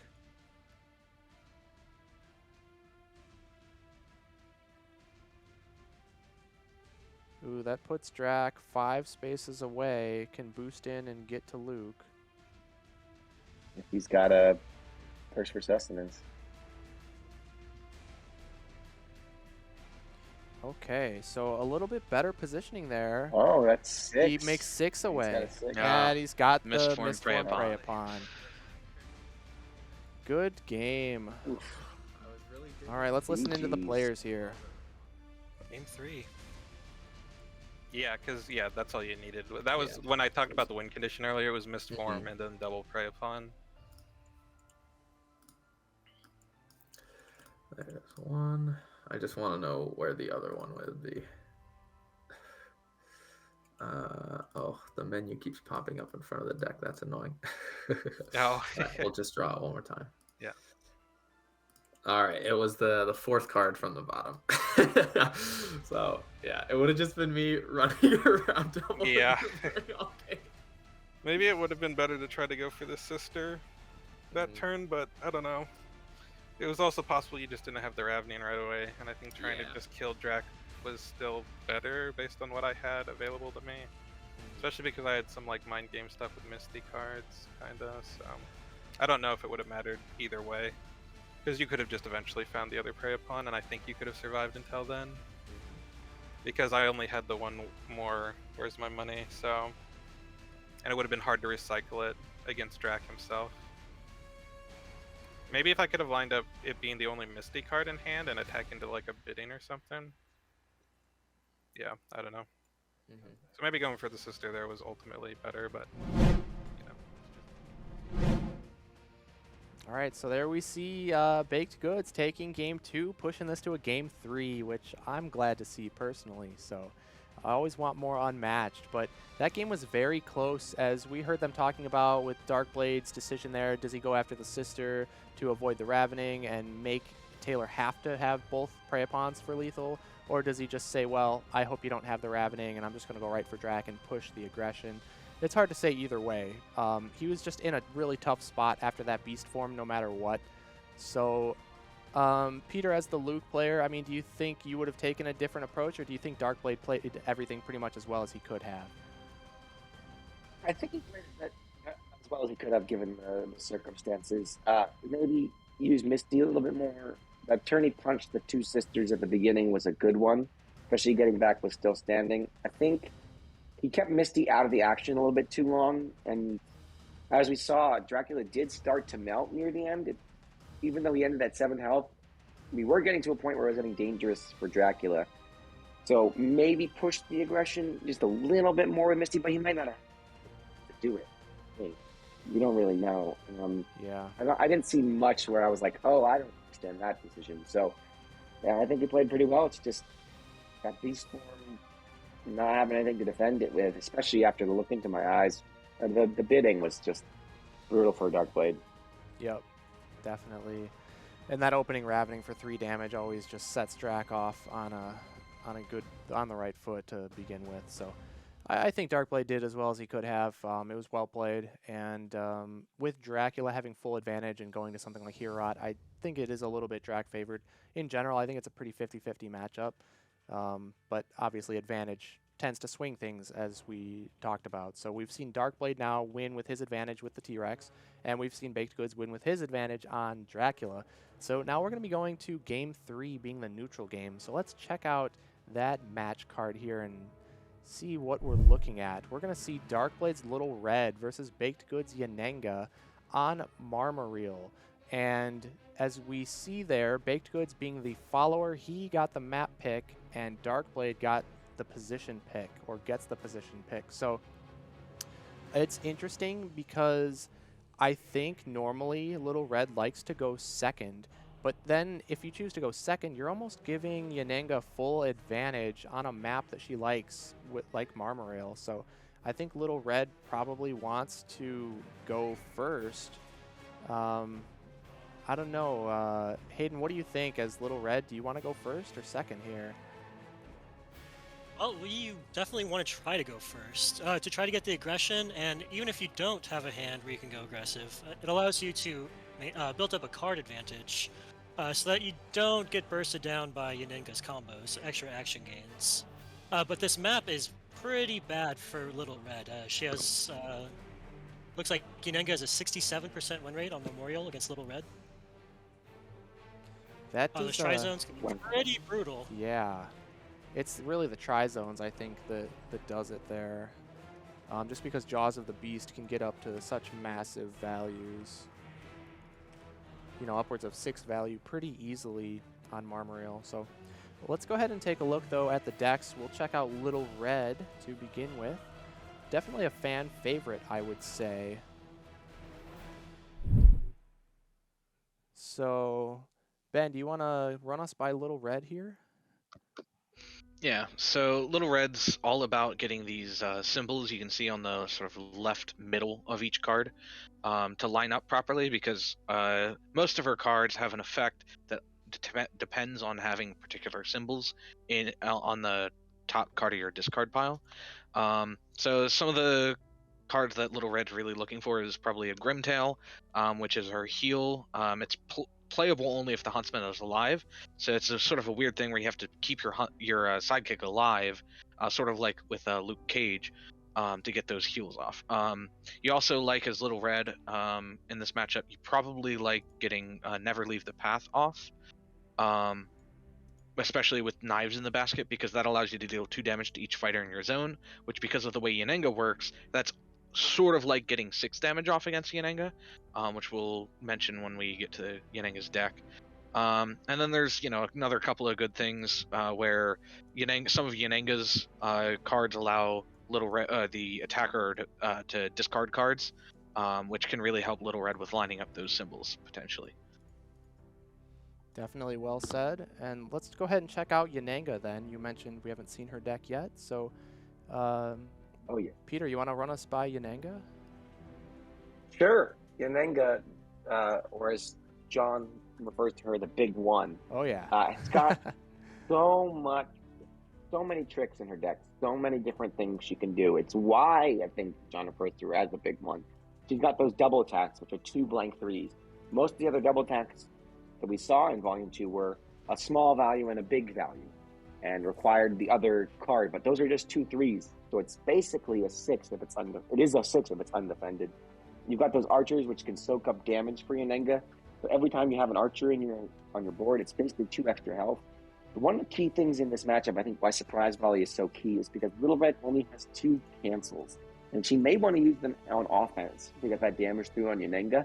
So archers are a lot easier to bring back in this matchup than in a lot of other matchups. You're not really worried about the thing quite as much as you might be. But Surprise Volley can also be used as an action game. We see here that she's got Master of the Hunt. You can kill the Huntsman turn 1 with a Master of the Hunt Surprise Volley double attack, and then Red is just left with nothing. I think the Stallion Charge that's listed there is really good, because Red will want to keep Yanenga close and keep Yanenga in the zone with her archers, and the Stallion Charge can get her out of that way so that the path that was mentioned doesn't kill all her archers and her at once. So I think so much of what Yenenga wants to do comes down to what she has in her hand and what she can see the opponents doing, which is maybe why John's so good with her, because he's very good at reading those things. Thank goodness he finally lost one, so he can talk with us now. That's right.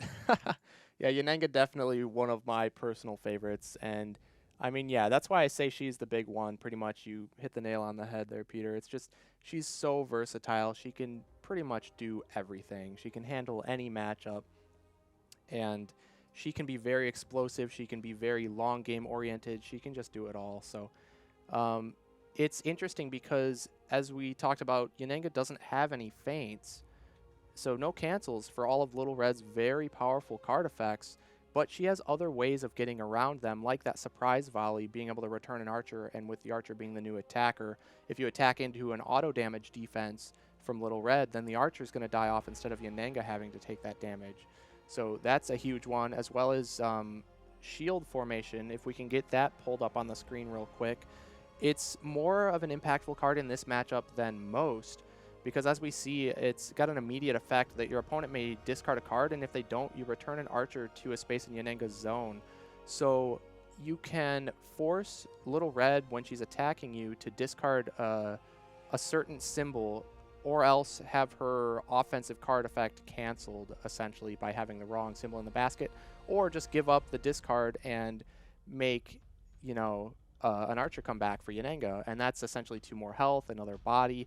It's just a big pain in the butt, the archers. So I think Shield Formation and Surprise Volley in particular are great cards to play around Little Red's basket item symbols, even though Yenenga doesn't have any cancels. One thing I will say about Shield Formation, Darkblade is a big Little Red player. He knows this matchup. I would not be surprised if he attacked without a symbol to try and line up that Shield Formation to get the symbol.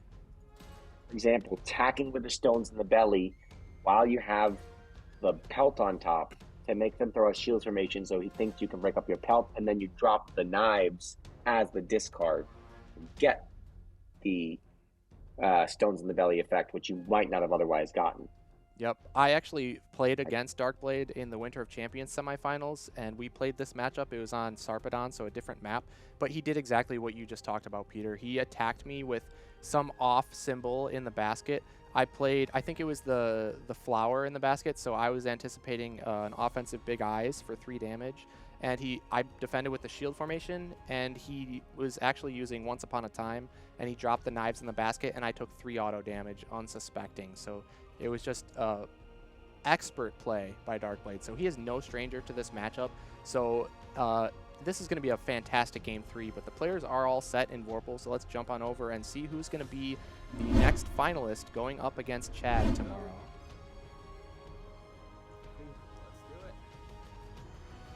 So it all comes down to this.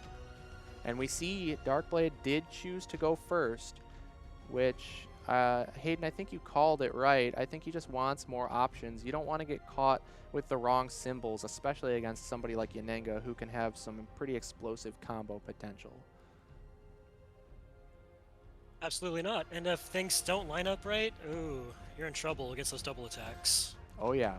That's another way that Yenenga can potentially force red off the basket, cycle, I like to call it, because if she plays everything in the right order and has breathing room in order to make sure that happens, she's nearly unstoppable.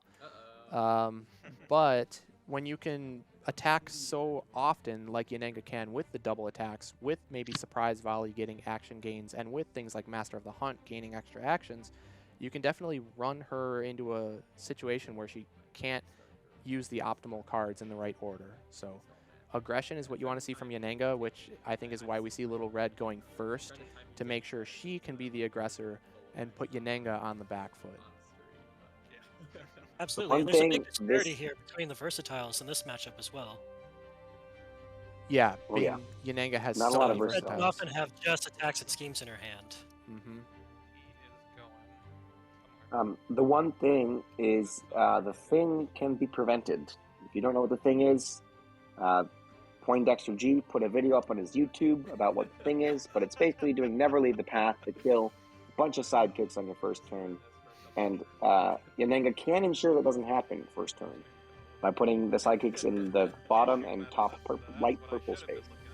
Yes. Now, Darkblade could although still path for one, I do want to point out, though, but not both. Peter, that you could get to both if you Yes. have a maneuver and a boost, and specifically the Into the Woods with knives. You can maneuver boost Little Red to the center of the map and then use that scheme to get onto the dual color purple and blue space. Well, if that's where, if Taylor puts that other archer there, then that's impossible. Right? Well, then if he puts can the easily one get right above Yanenga. Two. Right. He can You get can the get Yanenga and one archer, but yes. it will be very difficult to get Yanenga and both archers. Right. So that's the question Literally Taylor has to do. Does he try to block the one, or looks like he's trying to block Actually, the two. not impossible. You could never leave the path, go anywhere, and then never leave the path, or go anywhere, boost with or maneuver boost with the knives, and then never leave the path again. But then you're spending both. Those all kind of convoluted scenarios, right? But I think Baked Goods taking the most practical approach here in avoiding a blowout, and Little Red can still hit 2 archers with a boost into the tri-zone space, but then she has to end her turn in a tri-zone space, which against Yanenga is very deadly. Potentially, given how Jaws of the Beast works. Yes. Although, depending on how well Darkblade can keep the Huntsman alive, the early damage that Red takes doesn't really matter, because then you can just heal it back using Huntsman's Grim Tail. So Darkblade did keep his hand as well, so if he's got the path, I want to see a boost and a turn 1 path for an Archer and Yanenga. I think that's great value, and you want to take as much big value swings as you can get.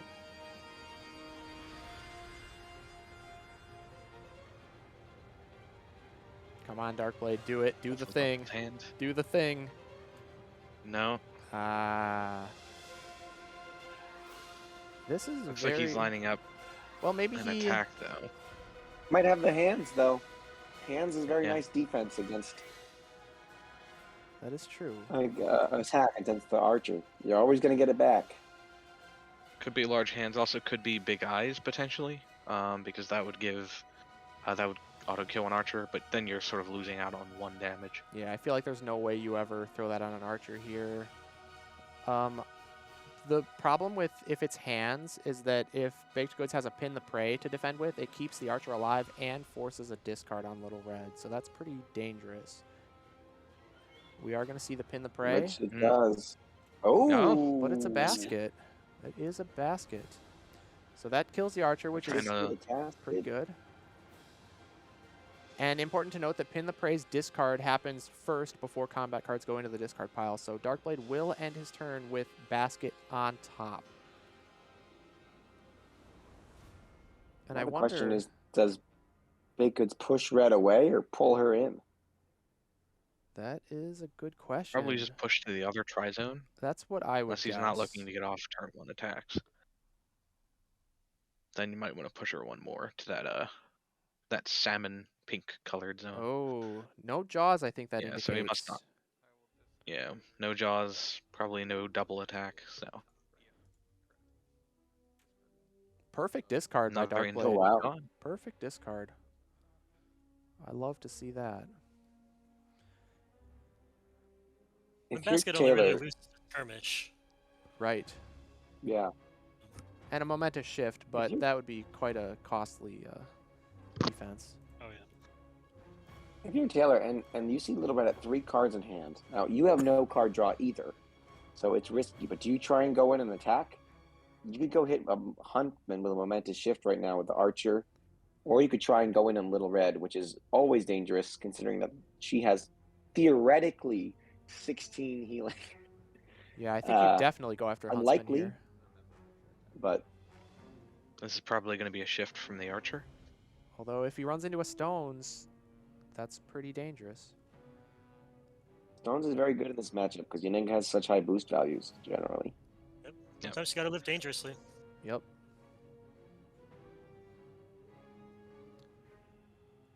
I could also, I mean, even if you don't have the momentous, a divide and conquer, still 4 damage. It's not bad into the Huntsman. Plus you get that card out of your hand, which is always a good thing.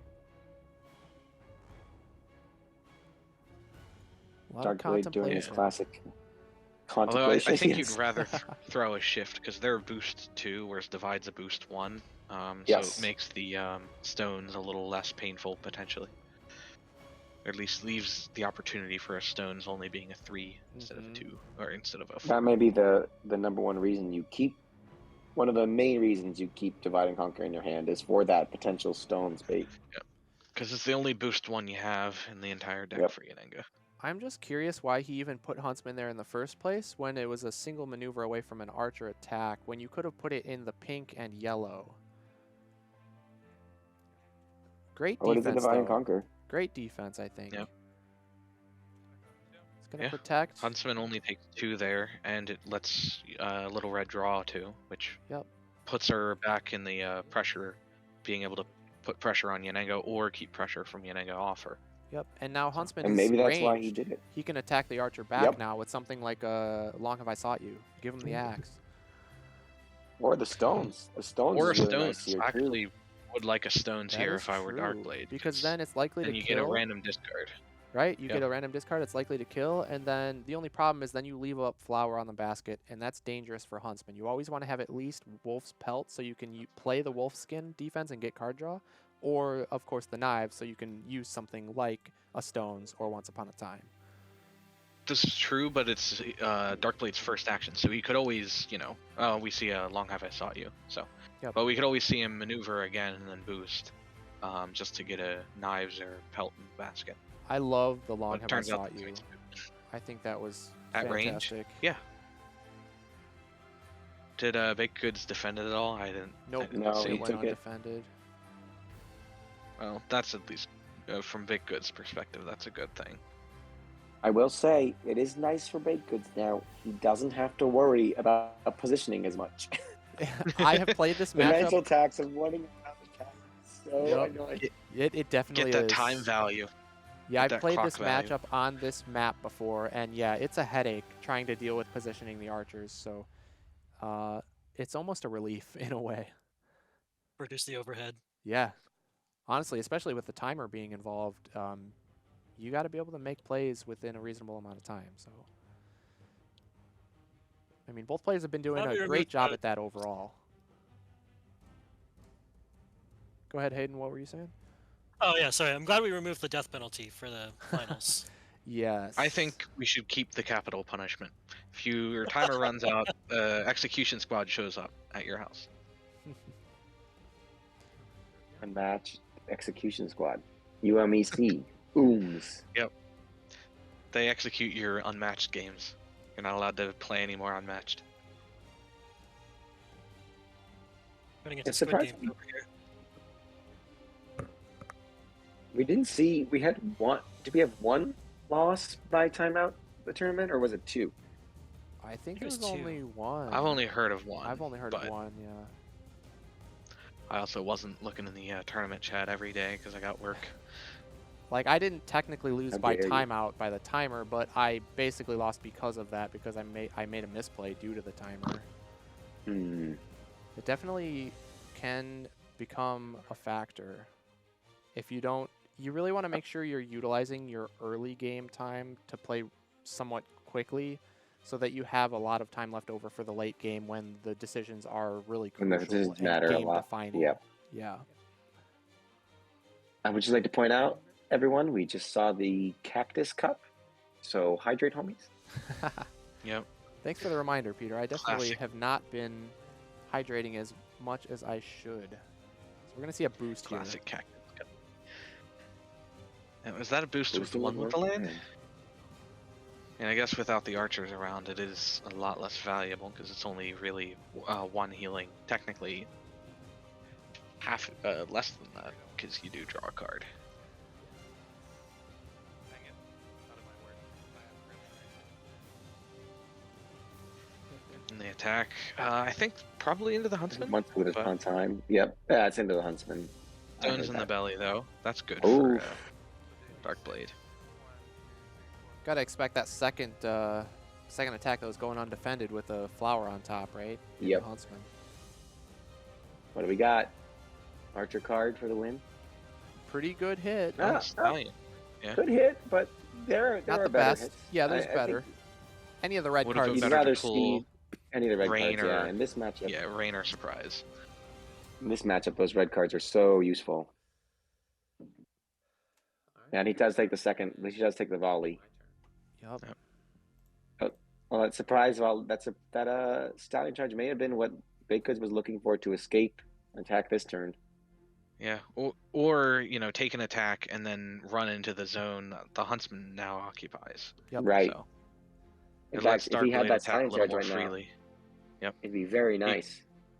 You could throw it as a block and then run through both fighters and then attack Yep. the huntsman potentially twice. He just said it. He said, "I wish I had the stallion."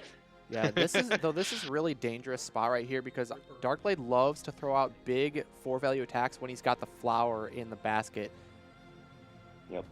Oh, all right. Ooh, that's very well played by Darkblade. Got the first Free of the guaranteed big damage eyes. and The problem, Yeah, good though, point. is that now you don't have that card to cancel Yanenga's powerful attacks Exactly. later on. Baked Goods was probably I thinking actually of think stands. that's about the perfect defense you can throw into that. Because if you don't get it canceled, if you get it canceled, it's 3 damage, but it was still a low value versus a 4, right? So, and it's not as you don't need the auto damage as much as you just need the attacks later.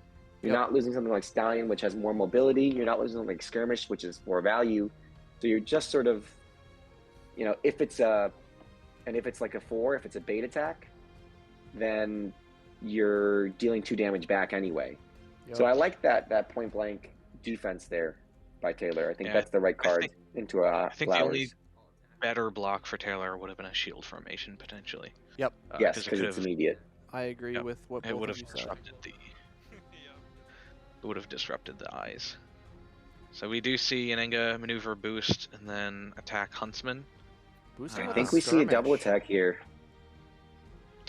I think he's got the double attack or a surprise volley, but I think he's got the it's double surprise attack. volley. I think it's a dead huntsman. I think that is a Yep. dead huntsman. I mean, it's guaranteed a dead huntsman at this point, but Red could get the card draw if she wanted and set up knives in the basket. Although Red is in boost range of Yen anyways, so I think it's a dead huntsman. No cards I drawn. don't think there's any way he has the wolf skin or he would have played it.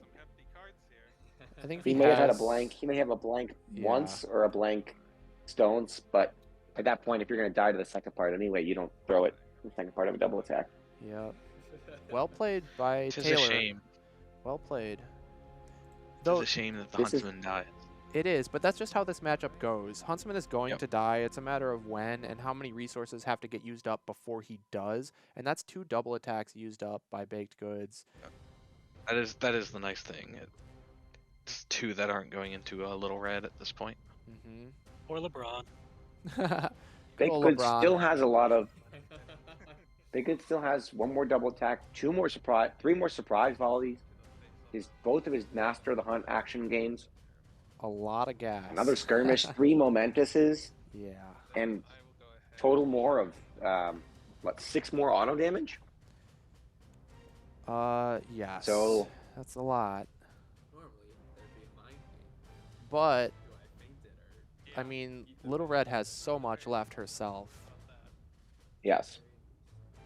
and no archers are currently live, and Little Red has the hand advantage, so it's a little bit scary for Yanenga right at this point. My prediction is that he had to make You a have to bit of a imagine- sacrifice there in order to really just reach and try and Right. kill off Huntsman. He has to have something defensively, or he wouldn't have boosted with that skirmish, right?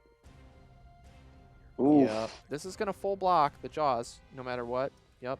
So I did this Yep. because So Jaws is a 5-value defense, and that's a 4-value stones attack, but that's no cards in Taylor's hand. So you got to imagine he's going to take a double maneuver turn to get some cards, and Red is going to maneuver and boost after him, try to put on the pressure, and we'll see. Taylor he has the potential of drawing dead schemes and archer cards at this point. Yeah, Taylor, even though Baked Goods, took out the Huntsman pretty quickly with only I think 1 of 5 Huntsman cards getting thrown, it did. This is now sort of the knock-on effect of targeting him so quickly. Is he's down on the card count, Mm-hmm. which lets Little Red get a little more aggressive. You could say Little Red making everything a little more red Yep. with Yanenga's blood. Yep. We'll go right in there. All right, your turn.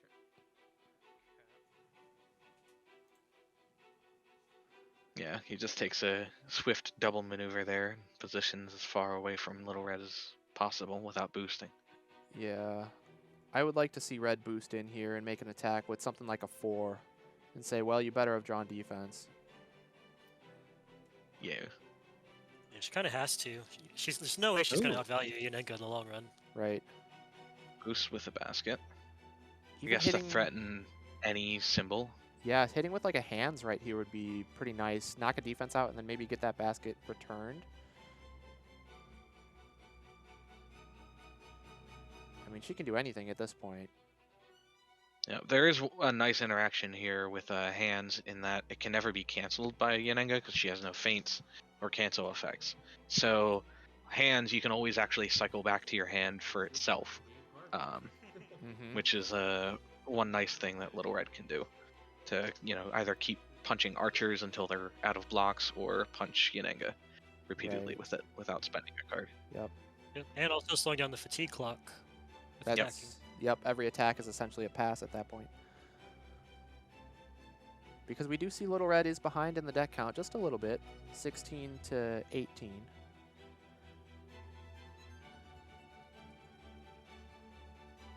Nice. Forcing a shift out on defense and still getting the 3 auto damage is pretty important right there. Doesn't set up the best symbol in the basket for defense, but with Baked Goods only having 1 card in hand, I don't think Darkblade is too concerned about that counter attack. No, I think Baked Goods is likely just going to run away Yep. at this point. It'd be interesting. John, I know you play Yanenga more than most other people. If you were Baked Goods and in this situation, would you use a Master of the Hunt just to draw more cards, just to try to get blocks in hand to shut down Red's aggression? I think it definitely depends on what he actually has in hand. If he has any single defense, I think that's enough, and I would not want to use it for draw, because if you just double maneuver, you force a boost from Little Red anyways. Wow. Wow. Wow. Wow. A Rain of Arrows attack with no other cards in hand. No cards in hand. Wow. Double attack. Wow. Red takes the front half. There's nothing good for that Darkblade to is- defend with other than a basket. That's true. Wolf's Skin might be okay, because then you only take 1 he damage. still Yeah, have you don't get another to eyes? draw, but at least you line up knives. Yep. I would like to see Doesn't he Wolf's still have Skin. another eyes as well? He does, but there's no way you throw an eyes on defense here. After Maybe No, if it but had been he against must not have the it. initial attack. I meant against the initial attack. Right. Yeah. Wow. Are we gonna see a blank stones or a blank? Basket. Yep. Okay, a basket. Throws a 4. I like it. I'm surprised he didn't throw that basket first. Then, if he had that, Well, actually Probably could've been want a. to hold on to it to potentially get a 4 into Baked Goods, because he only has 1 action left, and he's that's only going true. to have 1 card in hand. So That's true. probably wanted to take the gamble that Baked Goods was trying to He bait could with get like four free damage. Yeah. yeah. That is one of the riskiest plays I've ever seen. I mean, in a Taylor Match tournament game. Taylor does like to live on the edge. He's going to take the Yeah, he's aggressive route channeling- more He's often got than not. He's He's channeling got his so inner much non-defense left in his deck. That's the thing. He still has 3 surprise volleys, 3 schemes, and 2 archer cards left in his deck. Yep. Ugh. That's basically 50% of his deck is not defensive. Little Red, keep pushing the aggression. yeah, 8 out of 18. I would love to see a hands attack here and then pull back the basket. Hands would be beautiful. We knew this was coming. Even if Taylor has defense, he's likely to just take this attack, I think. That's my prediction, is he takes it no matter what he has. I think Huh? if he has a point He blank, he proves would you use it. wrong. He definitely proves me wrong, but there's Ah. the hands. I like Yeah, Stallion that is play. the one thing I was thinking to use. Stallion or point blank. if you're calling out the hands, you can full block plus get damage in there. Yep. Stallion even better because you get away far enough that. Oh, just taking back the hands. Takes back the hands. Yeah. I would have he liked to still see has the basket come back. He still has another what's that in my basket left in the deck, so I guess he's probably just waiting until he draws that one, or maybe he has that one in hand and then he'll recur it later. Yeah.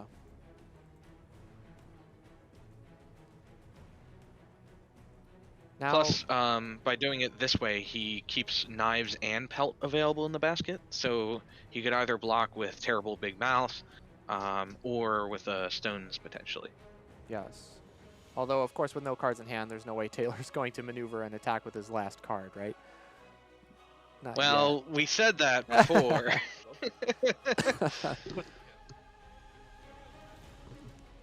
Now the deck counts are evened up, but Darkblade is ahead by 1 card overall, seeing as he has 3 in hand and Taylor only has 2.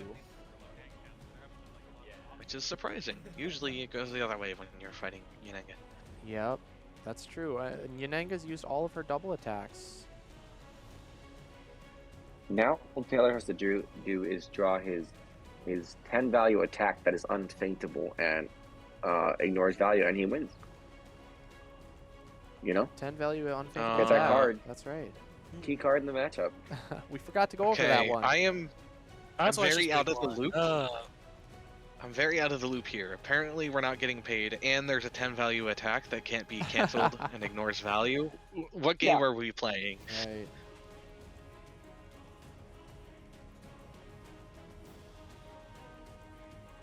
The red can't reach with a boost. Yeah, I think it's fine for red to just kind of take a central position with this turn. Where is that central position? It's kind of hard to tell at this point, but I would like the brown and purple, or at least this brown space next to the brown and purple, or maroon if you want to call that. The problem is you cannot the berry color fully. You can't go to the real central space because that's a tri-zone space, and you just can't put yourself up in that position. Yes, exactly. Although maybe you want to draw out the jaws of the beast so it doesn't get thrown as a block.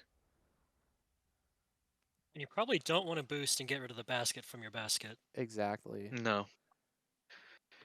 I like having baskets inside of baskets too. Recursion. Like yeah, I was gonna say recurring baskets. That's the true infinite. Make me think of my data structures class again. Oh god. Daredevil fans are jealous. I want to learn Daredevil so much. Daredevil I just need more practice. Very interesting. He's very, very complex character. You do need your experience with him. Yeah, same with Ghost Rider. Ultimately, that's why Darkblade was able to defeat me and get up to this point. Yep. Daredevil has some very bad matchups. Some very bad matchups. He does. When he's got a bad matchup, it feels pretty much like you can't do anything.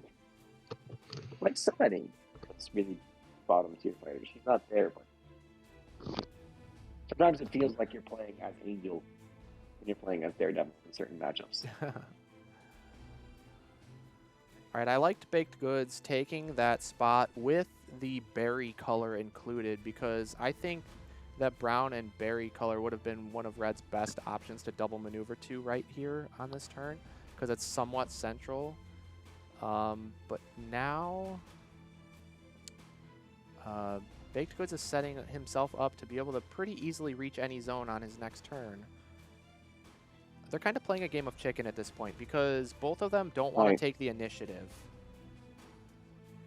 Wow, we are going to see path. Wow, a boost with never leave the path. Wow. I can't help but feel that might be a mistake. Well, he used the warp, so he gets adjacent, and he's still got 2 actions available. That's very interesting. That is true, yeah. He can potentially double attack here, but it's not as valuable with Yanenga having 4 cards in hand. What do you think, Peter? I was going to say that I wonder if Darkblade uses Path this turn, but I was thinking he would maneuver into that tri-zone and then use Path there. Yeah, he also I thought he was going to maneuver and then knife. Yeah, he gets rid of his wild card even here doing this play. It's got to be, he's just going for hands, I think. Just double hands. I think Darkblade recognizing that Potentially. he has to take the initiative in the long game overall, because as Red goes deeper into the deck, she loses out symbols, and then she misses out on some of her value when it gets late in the game. Ooh. Oh Oh, my Oh, gosh. this Does is he, the interaction we talked about he earlier. must have the flower, or else why would he ever do this play? He probably has a Grimtail in hand. Ooh, Stones though is not. Wow, wow. stones. That's not the That one is you painful. wanna. Yeah, the Grimtail would have No. been But very nice. still, it's 3 damage. We talked about this. He did it. Yeah, That Peter, but he crazy did. hand. He Why? Because did. canceled an archer. He did lose a path to get 3 damage, and a path is 2 damage. True. That's true. Yeah. That's I mean, the nice thing is he does have another action here, potentially. I was hoping for it. There was a few other things But I didn't mind. I can't help but feel that might have been too much resources out of Darkblade for not enough benefit. Just because of the stones. If it had been a Grimtail Yes. instead, because that's a Yeah, huntsman but card, maybe. it's Yes. not Yeah. useful at this point. That would have really. been fantastic. I don't know if chat could hear, but we just heard I heard Darkblade mention that the reason he threw that was not just because of shield formation, but also because of point blank, it still gets a damage over and cancels the 2 auto damage, which is one of Yanenga's win outs, right? Is that 2 auto damage. So actually, that makes a little bit more sense. It could cancel the point blank, get a damage, and be even better against a shield formation if it hits that. But Man, this how is good it probably would have the felt though hands. to have a Grimtail to discard there. Yeah. But you can't win them all. Ooh. Wow. He gets the 2 damage. I think Baked Goods has no must not defense have any there. other blocks. yeah, Yeah, with He's Pelt probably got a face up, surprise volley. he would definitely have thrown a block if he had. Yeah. Probably has a surprise volley in hand. Probably has Master of the Archer Hunt. card in hand. Probably like a Master of the Hunt then. Those are sort of the most likely. It's probably surprise volley. Wow. The Oh perfect wow, defense. that is a nice. Nice. That's nice for baked goods. See, you got to be scared about that mouth right now. You'd rather get that archer help. The problem, though, is that you're going to run into constantly as Yanenga in this matchup, and especially on this map, is that you never want to end the archer in Yanenga's zone, because then Path takes them both out. So you always want to keep them in separate zones, except for very specific moments where you might be expecting to attack into a big mouth, and you want to be able to soak damage with the archer. So a lot of times you're going to put the archer in a different zone than Yanenga, and that means that you're not getting that effective health gain if you're playing that way. Right. And if you do play with the archer in the zone, you just open yourself up to a huge path punish. So it's just really difficult. We've already seen one path gone by, and we know he doesn't have a path in hand because we know his hand is hands. Yes, well, but he's going to drawing draw 2 2 though, cards, which is Yeah, true. Yes. why he's got the perfect defense, and that's why Taylor is contemplating here whether he wants the archer or the action. Taylor's and going he is with the gonna take action. the action, which I like. Yeah. I like taking the action here. I think you have to aggro Little Red down, and Little Red very easily could have drawn Grimtails and other useless, Huntsman cards or schemes or red cards. So Yep, because she still has 4 Huntsman cards left in the deck, plus 2 of her schemes, and then another, only 1 or 2 unplayable red cards with large hands. Because of the knives being in the basket, Big Ears is actually a block right now, potentially. Folks, I need to run to work. My work time was changed. I'm sorry I can't finish this commentary up. It was lovely commentating with all you. Good luck to everyone in the tournament. I'm sure I'll see you tomorrow in the chat. Good luck to both players, and hope someone wins. Excellent. Later, Peter, thank you so much for joining on commentary. It was a pleasure. You did a great job. Yeah. I'd love to Thank have you you, back guys. at some point in the future. So I'll be back. Of course. All right, man. Take care. Take care. Well, And then there were 3. indeed. The big 3. The big 3. As both players are sitting with 3 cards in hand right here. Baked Goods. Where's Bloody Mary? That's right. 3-3-3. But honestly, Taylor, he has to make an attack here, right? Otherwise, there's no way he takes the archer, I don't think. I think the whole point was to...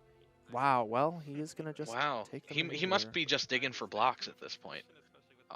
Yes, you're right. He must be digging for blocks.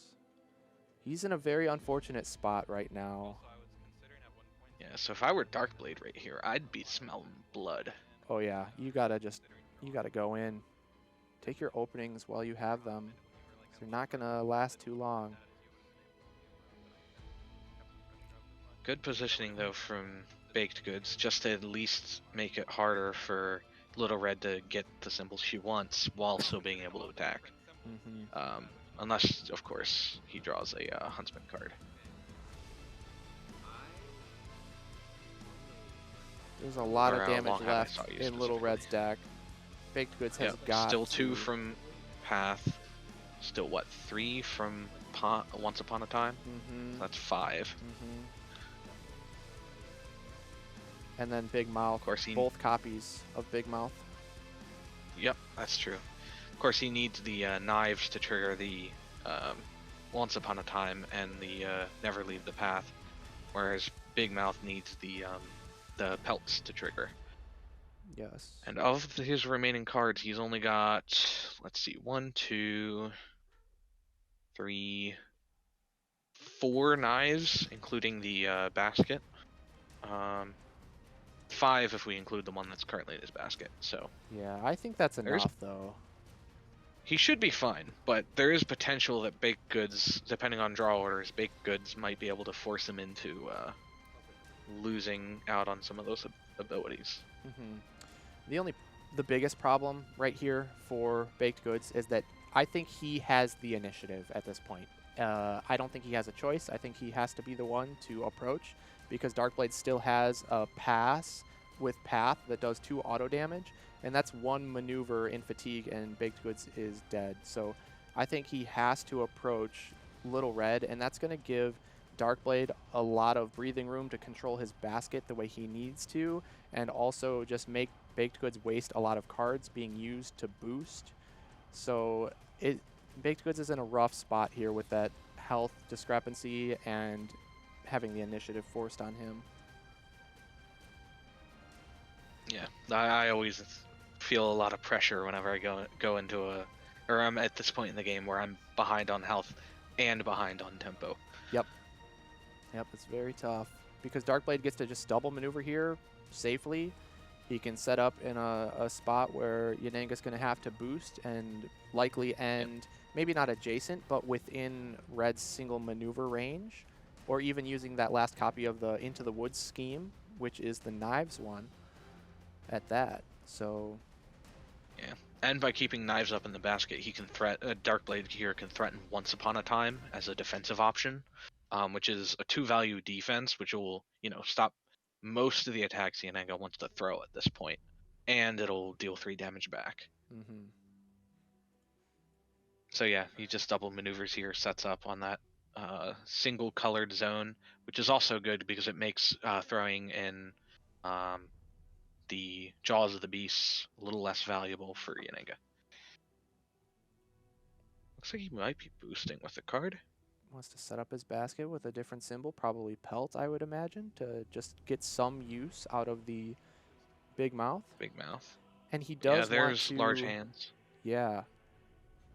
And it also makes it a little bit harder for Yananga to reach without being adjacent, because now she can't boost with something like a Divide and Conquer.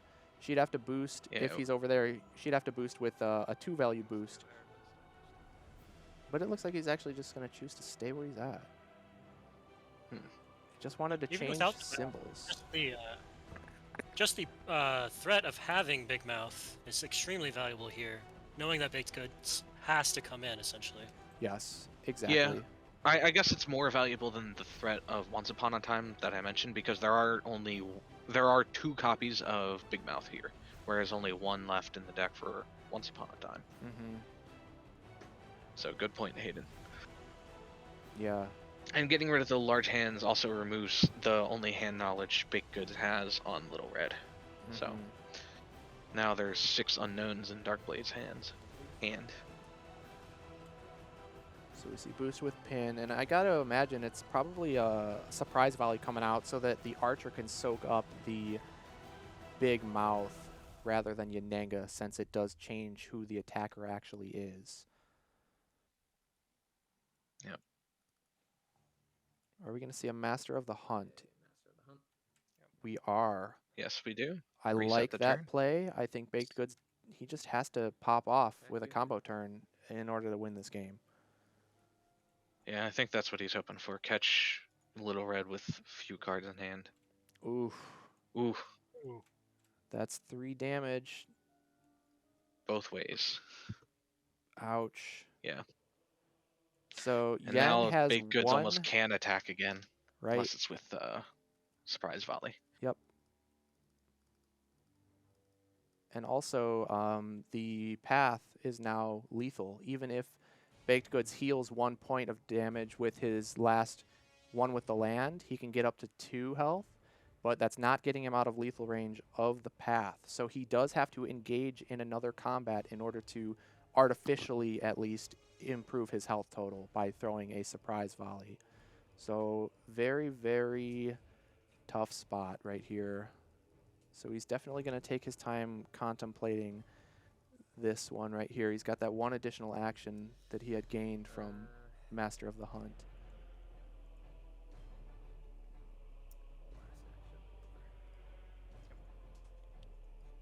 It's always hard in these situations, Hayden, because you're like, well, if I play passively and I back off and he just comes up and paths me, then I sit there and think, well, I should have, tried to do something else instead of just dying automatically. But I do think that moving away probably gives him the best chance at survival. Would you agree?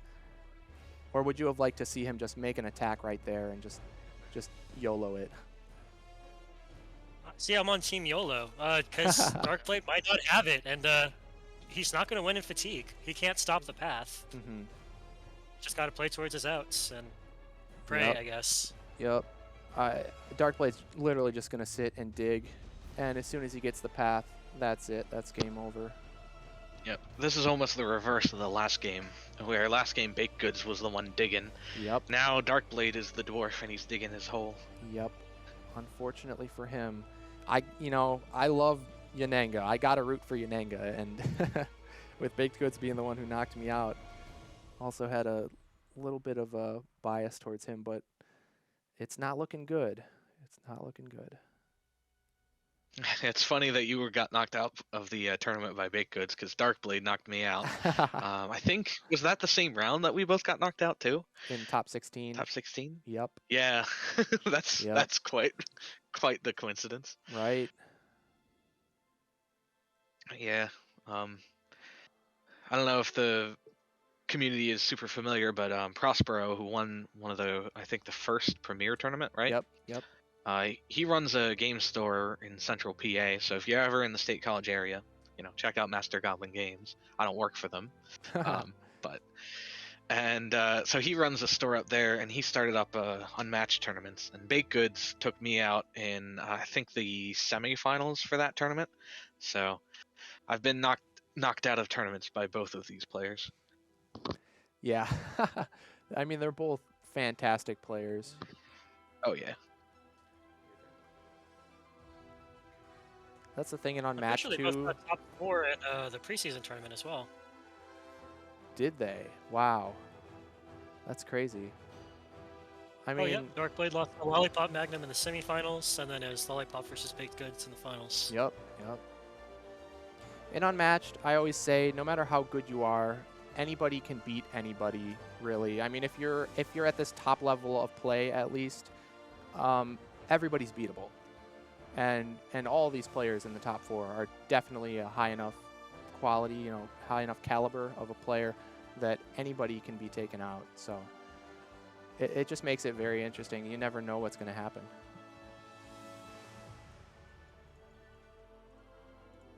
Yep, Darkblade is just maneuvering twice. He is not budging. He knows his win Nope. condition, and he is just going to find it. And he's going to force Baked Goods to have to boost in.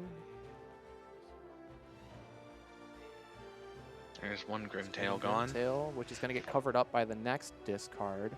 Probably a more favorable symbol like a pelt, like I would think a big ears would be a great one here.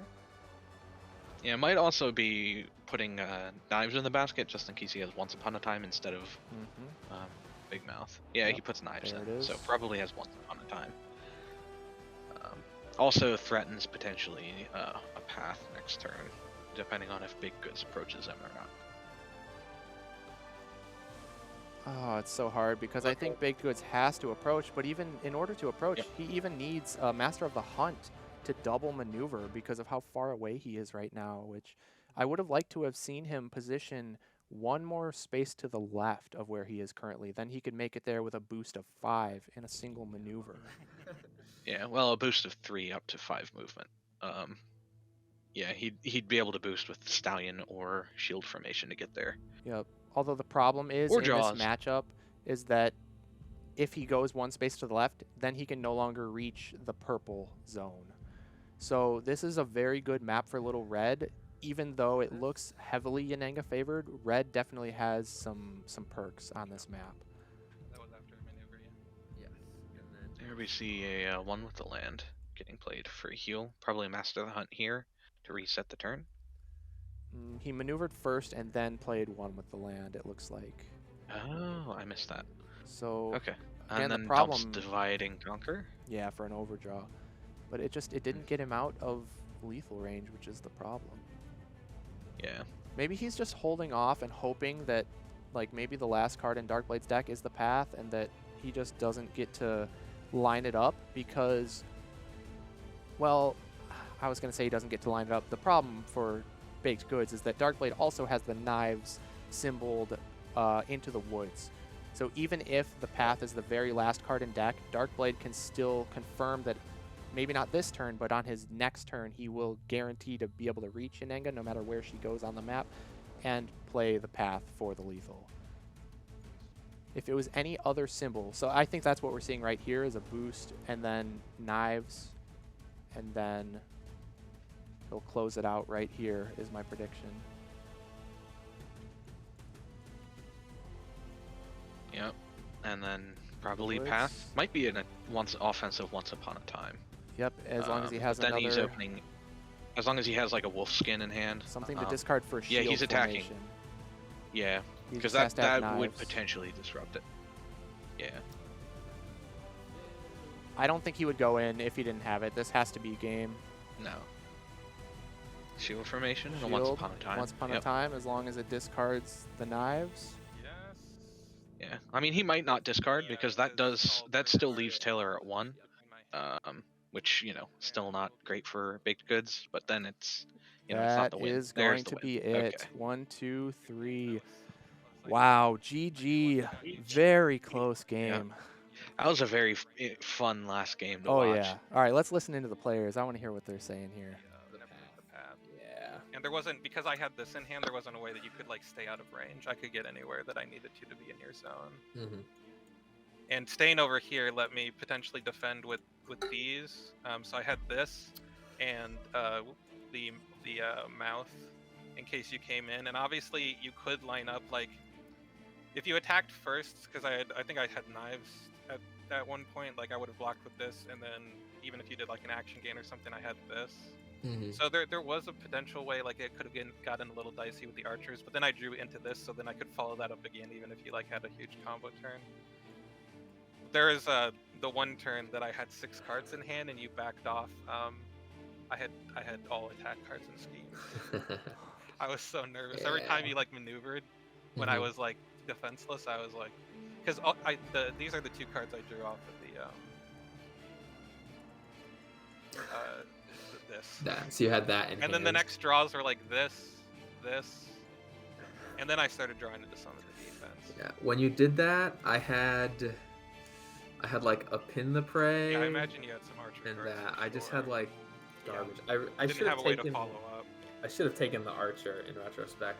The only other card I could have attacked you with a Jaws, which would have been a 5, and I was like, well, I don't know if I think you were at 10. Like if I put you at 5 and I was at like 6 or 4 or whatever. I think I was at 4, and I was like, well, if he comes in, just maneuvers and hits me with like an ears, I'm just gonna die, and then I'm gonna look like an idiot and get memed in chat for putting myself in that position. So I was like, Yeah.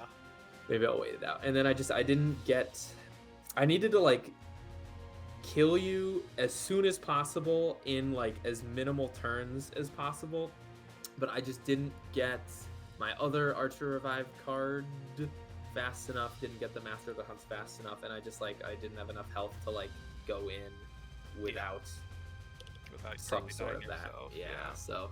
Yeah, no, I definitely was able to. I wanted to keep aggression up as long as possible and keep you low on cards. I was going in. I knew I wanted to try to draw with these early on, and fortunately, I did have one pretty early on. And then, like I was saying during the game, I considered drawing with this, but never really had a good opportunity to. So I started going on the plan of I'll either save it for Archer Revives, or I'll use it to warp and keep the aggression up when I have a good sequence to attack and also have a little bit of defense. And that's how I ended up using it, which I think was correct compared to the damage ultimately. Yeah, I was a little bummed about the Stallion Charge discard. Yeah, that was pretty big because that would have been a really good block for you at that point. And the other shield formation, both of those things just did not go in my favor. But Wow. What a game 3, huh?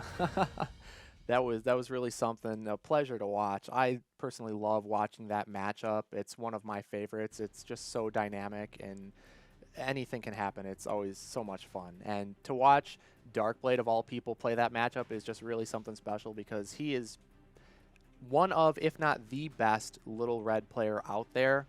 And he knows that matchup inside and out. He beat me in that matchup and I was Yanenga. And he's a menace in that matchup.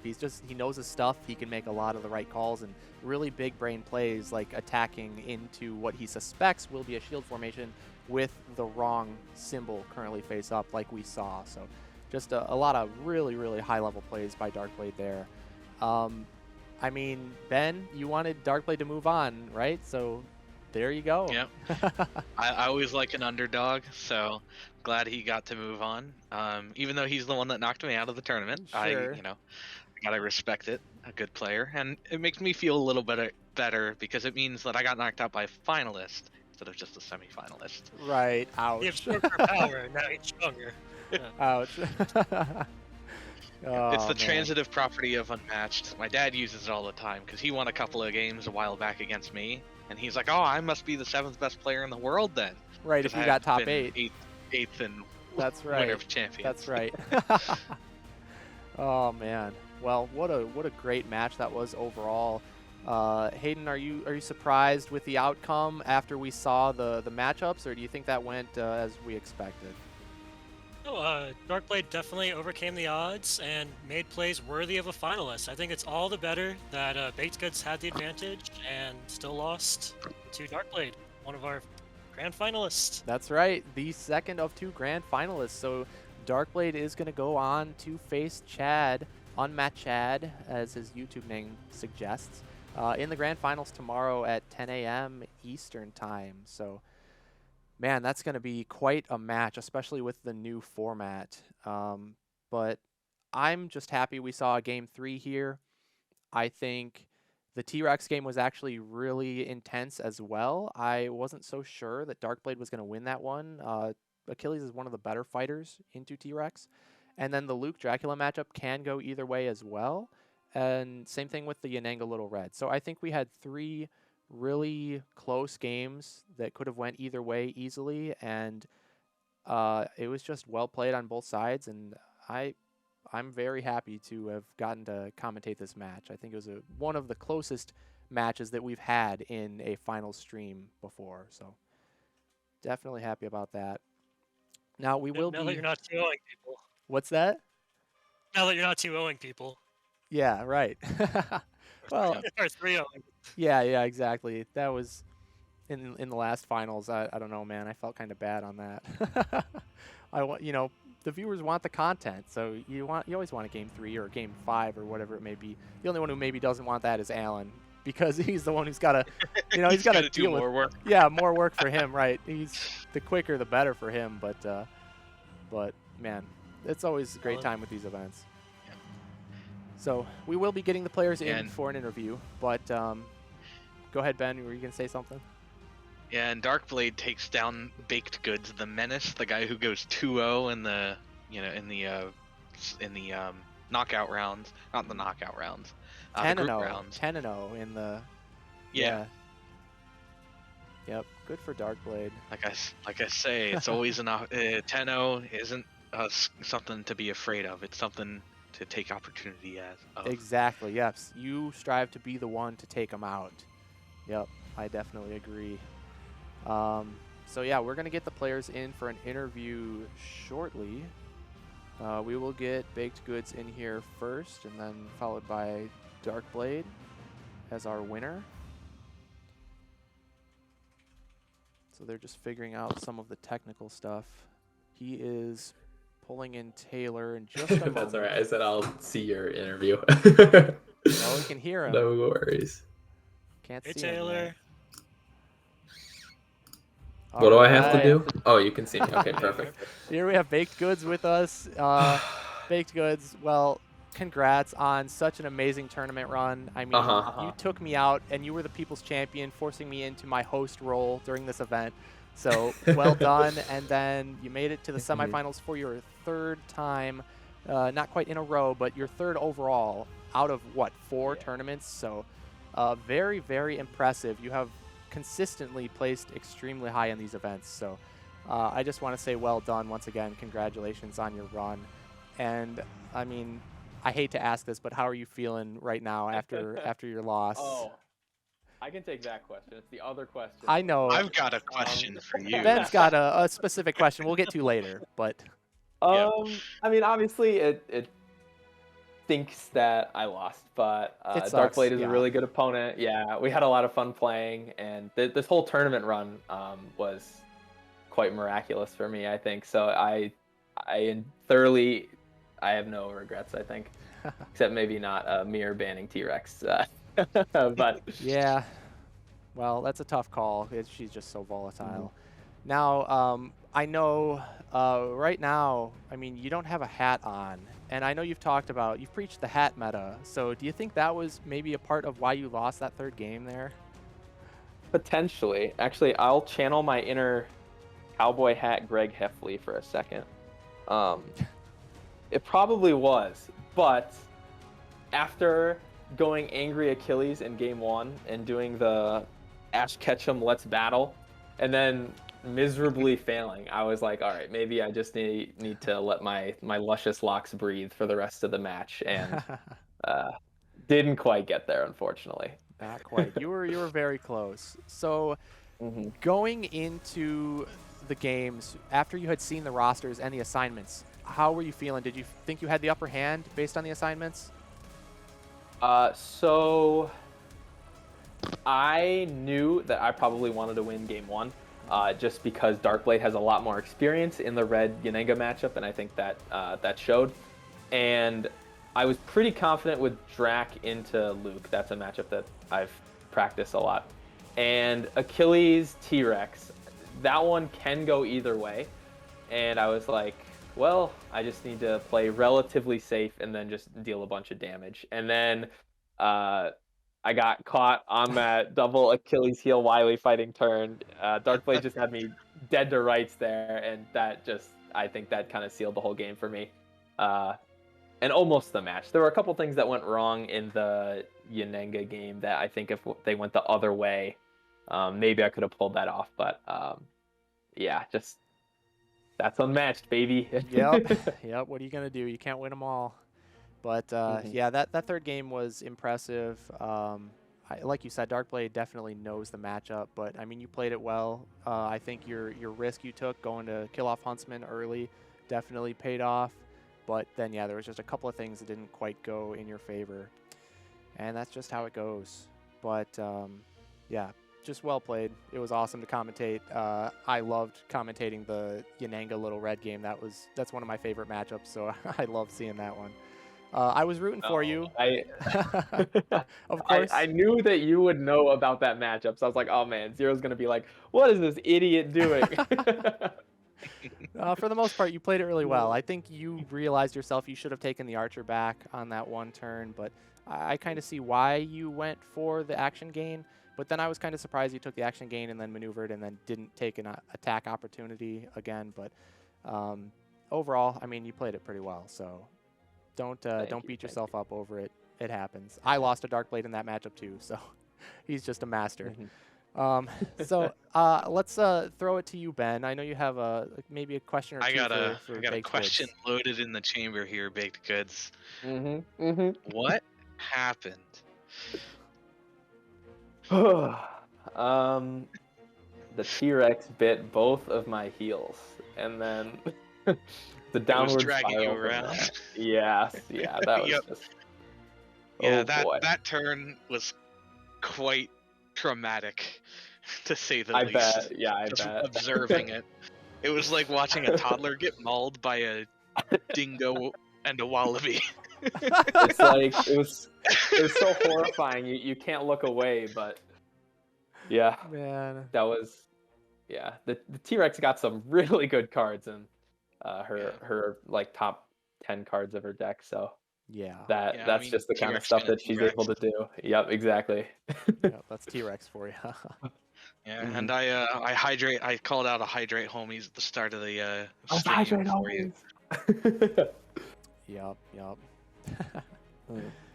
Oh, I got to get my water. I'm ready. Yes, everyone in chat, drink some water. In honor of Baked Goods. Hydrate Mhm. homies. But Pour man, one out for the For the cow. his memory. how about you, Hayden? Any specific questions or comments for Baked Goods here? What were you thinking letting Darkblade have Little Red? So I was thinking about that, right? Because I'm known to take people's picks in thief. drafts. Thief. Yeah, I knew that he was probably gonna want to play Yananga and Little Red at some point. And when it came down to our draft, I just figured I would probably just take Little Red counters like Dracula and Achilles, who I feel pretty comfortable in that matchup. And then I took Yananga early so that he didn't have her. And I figured that if I put Yen on the neutral game, where if Darkblade played Little Red, like what ended up happening, he wouldn't have full advantage. And if I played the counters on the advantage or disadvantage, I would be fine, I think, regardless of the matchup. And then it just came down to me not being able to secure the win with Yananga into his Little Red. But I think if I could go back and do that again, I probably would take his Little Red just for the funny haha meme. How rude. What a But- gremlin. Yeah, Mhm. yeah, typical. No, I but think there's a different map that could have helped with Game 3. yeah, great So question. I was thinking about picking Sunnydale. I know that's a map you really like, is Yananga Zero. And then after I was like, I'm gonna pick this map, I was like, wait, I'm not going first. Maybe I'll pick a different map. So I think I picked Marmorial just because it really helps with Jaws. It helps with being ranged when Huntsman is dead. Little Red being melee is a slight disadvantage for her, and it's really hard to get pathed turn 1 on that map if I just put all my archers in the purple zone like I did. But I don't really play a lot of Yananga these days, so there probably is a better map. Zero could probably name one right now, but I mean, I think I think you made the right call, honestly, because like you said, with Sunnydale, I mean, that's a fantastic map for Yananga in general, but you kind of lose a little bit of that effectiveness not going first. And so because you were pretty safe on Marmorial here, going second from Path, I think it was a good choice because it is still a great map for Yananga. It's just, it's unfortunate how quickly your archers died. Even though they weren't pathed, they were still taken out really quickly. You didn't have like the divide and conquer to defend with, or even maybe a skirmish or so. So that made it rough because then Red can control the tempo of the game and everything and the initiative, and it gets rough. But I don't know. I think you made the right call, and things just didn't quite go your way. But again, congratulations. I mean, this is your third time making it to the semifinals. So third time's a charm, I thought, but it looks like you're on I thought without Josh being here to stop me, I thought I had a pretty good chance of making the finals, but Darkblade got revenge on me for our previous tournament matchup. Yep. So it's all circle of life, baby. Yep. You're under the Bloody Mary curse, I guess, man. Just I don't know what's going on with that, but I think next time you'll make it to the finals. Next time you'll get your day soon enough. But your consistency. Been saying that for about a year now. I mean, you're right. You're right. But your consistency has been very impressive. So you're always a top-ranked player. So, I mean, that says a lot, even if you don't take the whole event. Anybody can beat anybody at this level. So making it to this point and getting that close, very impressive. So, well done. Thanks. No problem. So, any other questions from the commentators before we have Taylor sign off? Oh, I just want to commend you for your boldness of posting a tier list before the tournament. Like, no one else really had the cojones to openly state like what their priorities are in the drafts. And I know Ben also streamed his drafts, but not a lot of people had that kind of confidence. And so, kudos. Thanks. Yeah. Well, I'm probably gonna start working on my post-tournament tier lists in about 15 minutes. So. We'll look forward I to look that. forward to watching it next week. Ain't no Like, rest for the comment, wicked. subscribe. All right, well, I guess that wraps up questions just about. So, Baked Goods, go ahead and plug yourself. I know you got a number of things to shout out there. Yeah, so in case you weren't aware, I have a YouTube channel, Baked Goods. The profile picture is a cow with human teeth. I just make a lot of unmatched videos and have a lot of fun doing that. So if you like strategy and you like learning and you like the game, subscribe and yeet there. You can follow me on Twitch and Instagram at bakedgoods_unmatched. Those two are a little bit more sporadic in terms of how dedicated I am to those in particular channels. But yeah. Yeah, go check Thanks it out, for everybody. The link is in having the me. chat, the link to his YouTube, so definitely go check it out. Subscribe if you're not already. I'm sure most of you probably are because, it's Baked Goods. He's got the best strategy guides for Unmatched out there, so you got to be watching. All right, so Taylor, any last words you want to say before we get Darkblade in here? Arsenal forever, baby. Glad you liked it. Yes. All right. Well, Taylor, All right. thank Get you Zach again. in here. Yep, we'll get Darkblade in here. Congrats, and I'm sure we'll see you soon. Thank you, guys. All right, take care. All right, and here we are with our second grand finalist, Darkblade. How are you feeling after that big win, man? Yeah, quite relieved and happy that I was able to make it past the semifinals this time, but also there's another entire match left now, and it's a format that is slightly different than what we've been running so far. So excited, relieved, but also a bit nervous. But yeah, I going into this, I kind of had the mindset that I wanted to win. I was going to do as much as I could to win, but I had the fallback that whichever one of us didn't advance is going to be able to commentate tomorrow for the grand finals. So I still had that to look forward to if I lost. So a little bit bummed that I don't get to commentate on the tourney stream, but the reason why is It's worth it. it's definitely I think ultimately, like, if I had to choose, would be the one that I would choose, of course, because you want to try to win. Of so. course, you got to take that trophy, man, and you're so close. You're this close. You just got one more match ahead of you. Yep. So, oh man. Just Chad. What do you have to worry about? Yeah. No, it's it's just Chad. Just Chad. Whatever. No big deal. 3-time grand finalist. No big deal.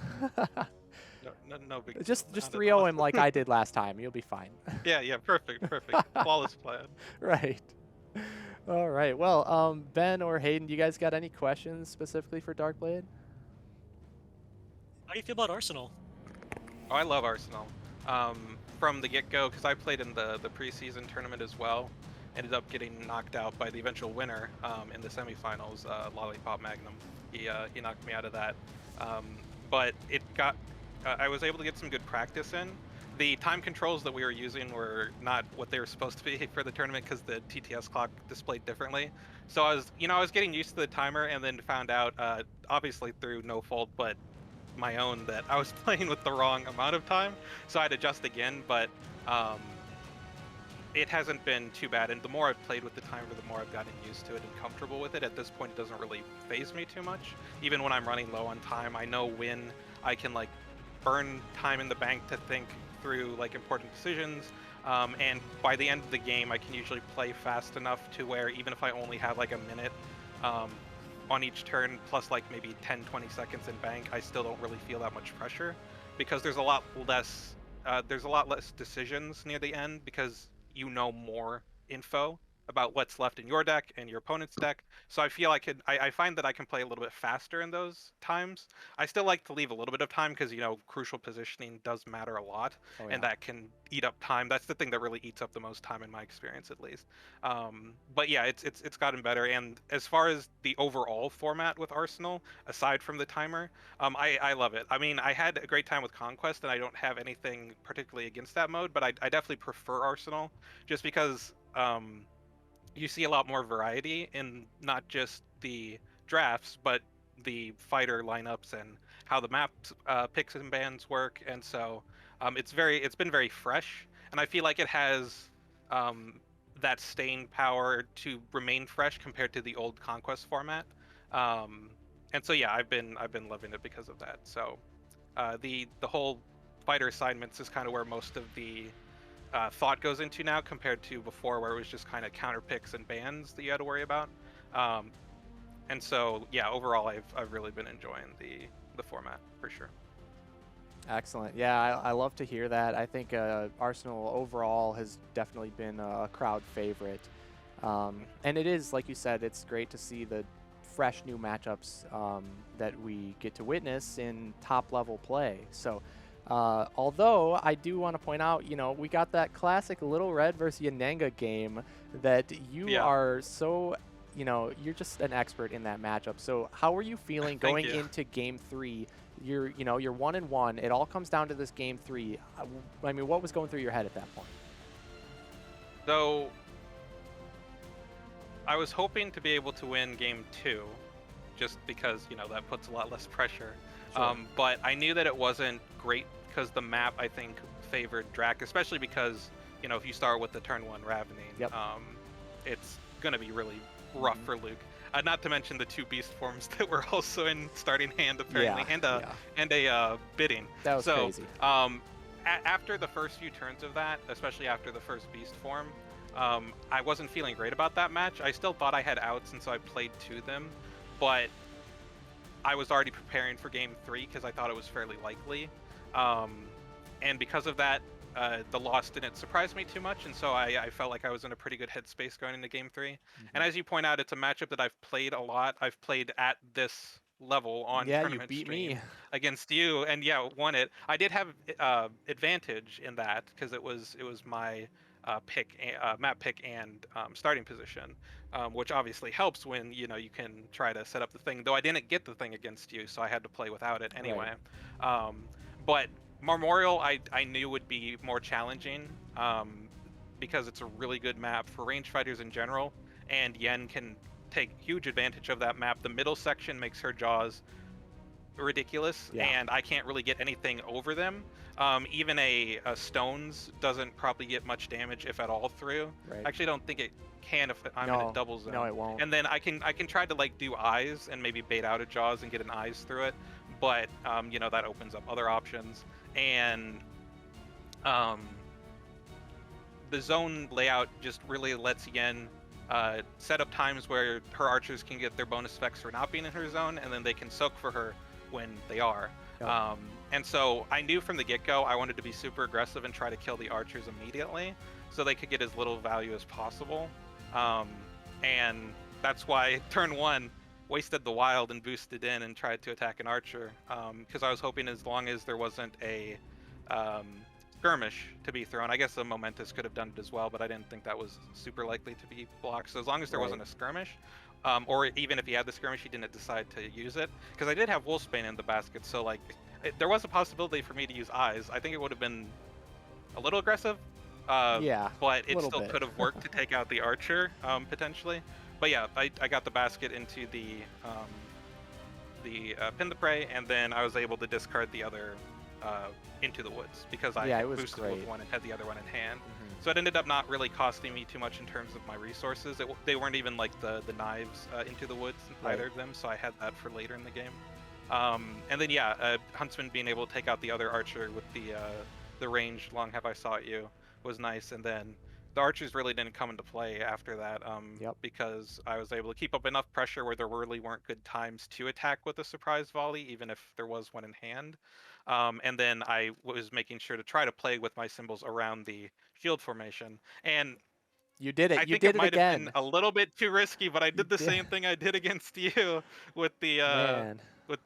this time it was an eyes instead of the Once Upon a Time, but it Yep. was the same situation, Mhm. where I was able to get it into a shield formation and stop the discard to stop the revive and still get the full value out of the card I was playing. So Mhm. yeah, and once I got Yen down to 4, I was in a pretty comfortable spot, but there's still some breakpoints where I can't like finish her off necessarily. Right. And so I really wanted her down to 3. And so once I was able to get her down to 1, even the one with the land couldn't get her out of range of either the Never Leave the Path or the Once Upon a Time, of course. Yep. And so you'd have to do something with Archer Revives, but I had the mouth to maybe guard against that and either take Yen out if she wasn't attacking with Surprise Volley, or take the Archer out immediately as soon as it came in. So yeah, those were kind of the outs I was playing toward near the end. I don't know if it got caught in the post game, but there was one turn where I had 6 cards in hand, and it was around that time where there was the Master of the Hunt, and then Taylor backed off instead of keeping the pressure on. Ooh.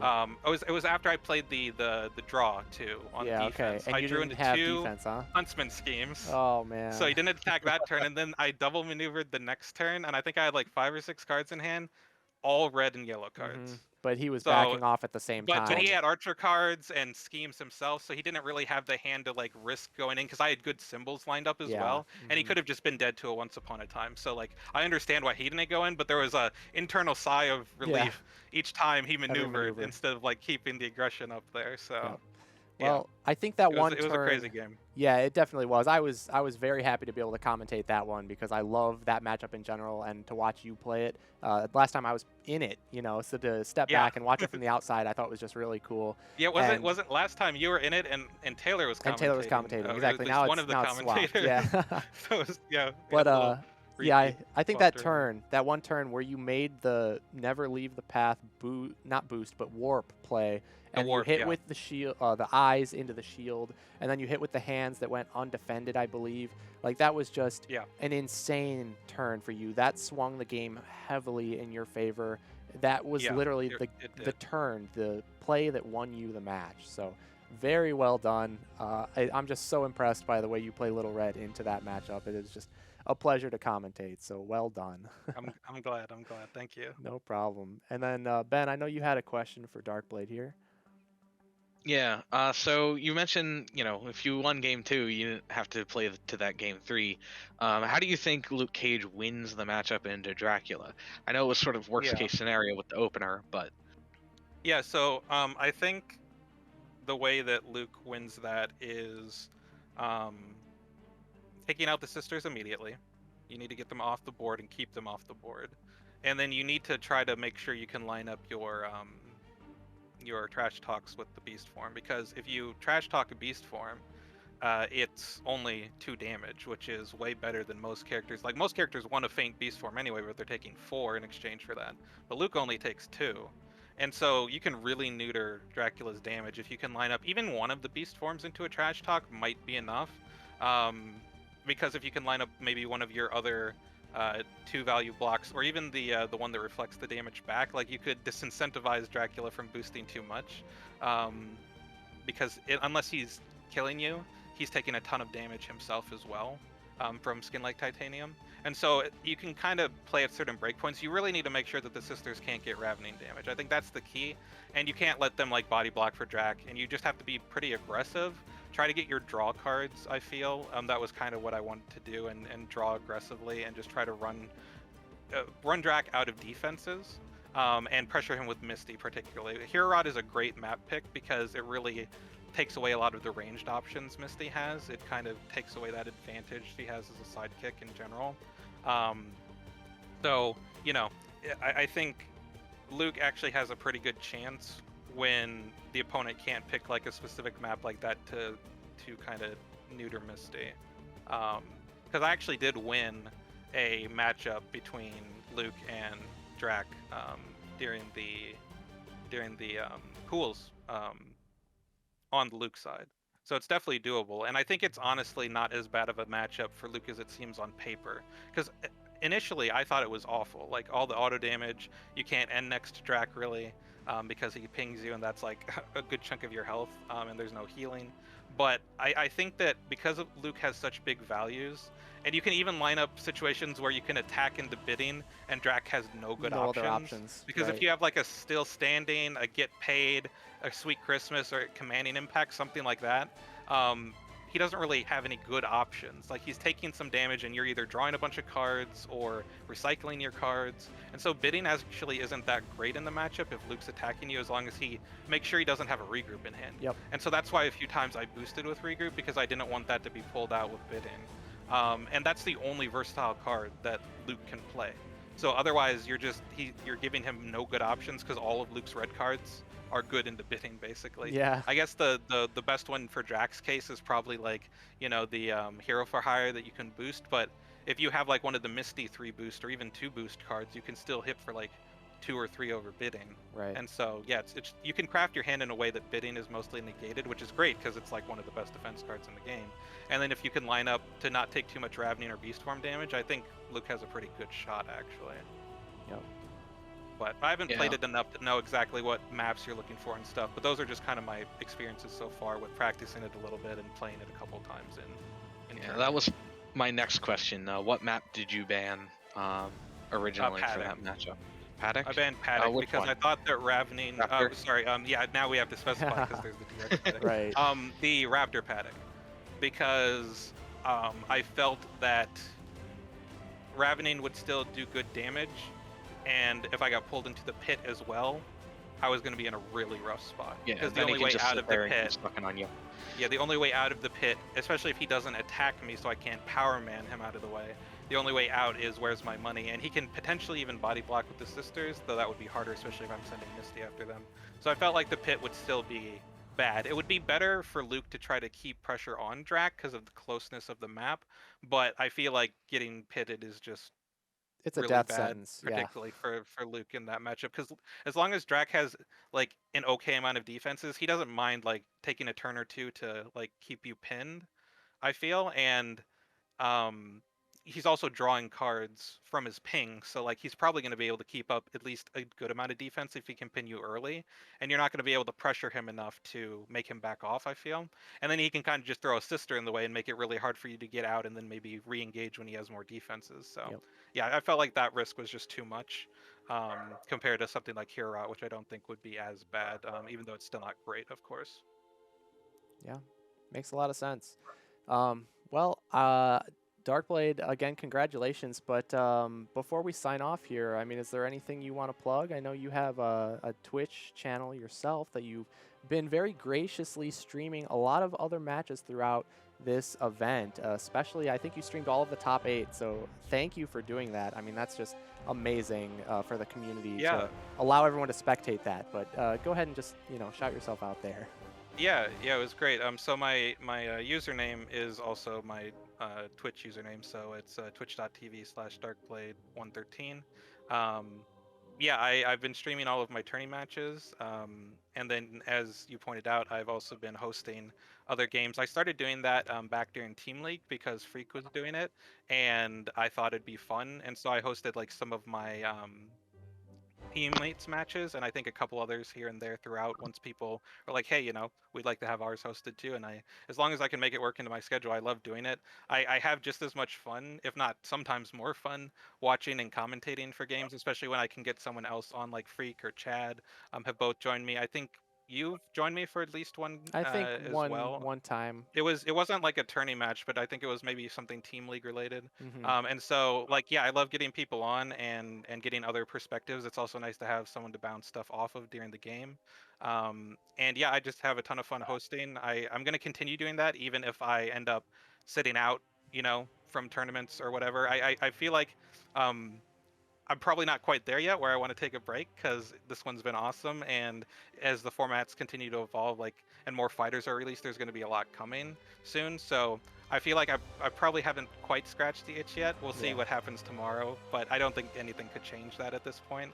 But even if I didn't compete, or if there's like smaller events that I don't take part in, I'm still down to host and reach out to people. And if they want to reach out to me, always feel free. Because yeah, I love doing that. I know whenever people stream their games, I enjoy watching them and being able to see that high level play. And so if I can facilitate that for others who can't stream themselves, either because of hardware or just connection, etc., like it's something I love doing. So it's kind of a way that, because I've gotten so much out of the community, it's something that I feel I can do to give back and give other people a platform when they want it. And so that's been just a ton of fun, and everyone's been great. And yeah, I love doing it, so I'll definitely keep doing it as long as people want to keep having somewhere to be hosted. I'm always available. Yeah, awesome, man.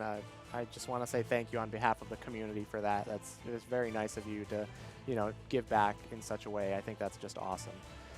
But I think that's gonna about wrap it up here. So, any last words, Darkblade, before we sign off? No. Well, I guess thanks to Baked Taylor. He's an amazing opponent. We've played together before, and it was really fun to be able to face each other for the semifinals for this. And one of us had to win, and Yep. I'm glad it's me, but he would have deserved it just as much. A great player, makes incredible content, and is just a really great pillar of the community. So thanks to him and the awesome games there. I think our draft was very balanced, and we each got good parts of it. So I was glad that we had 3 all pretty close games.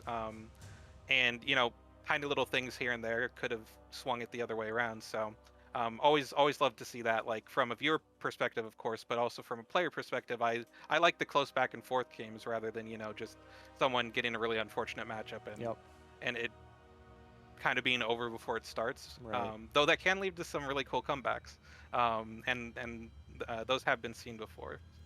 But yeah, so shout out to him, and then thanks to you guys for commentating, and Alan behind the scenes, like everything he does, like, and seeing the behind the scenes this time as well as last time, like there's so much that goes into it, and it.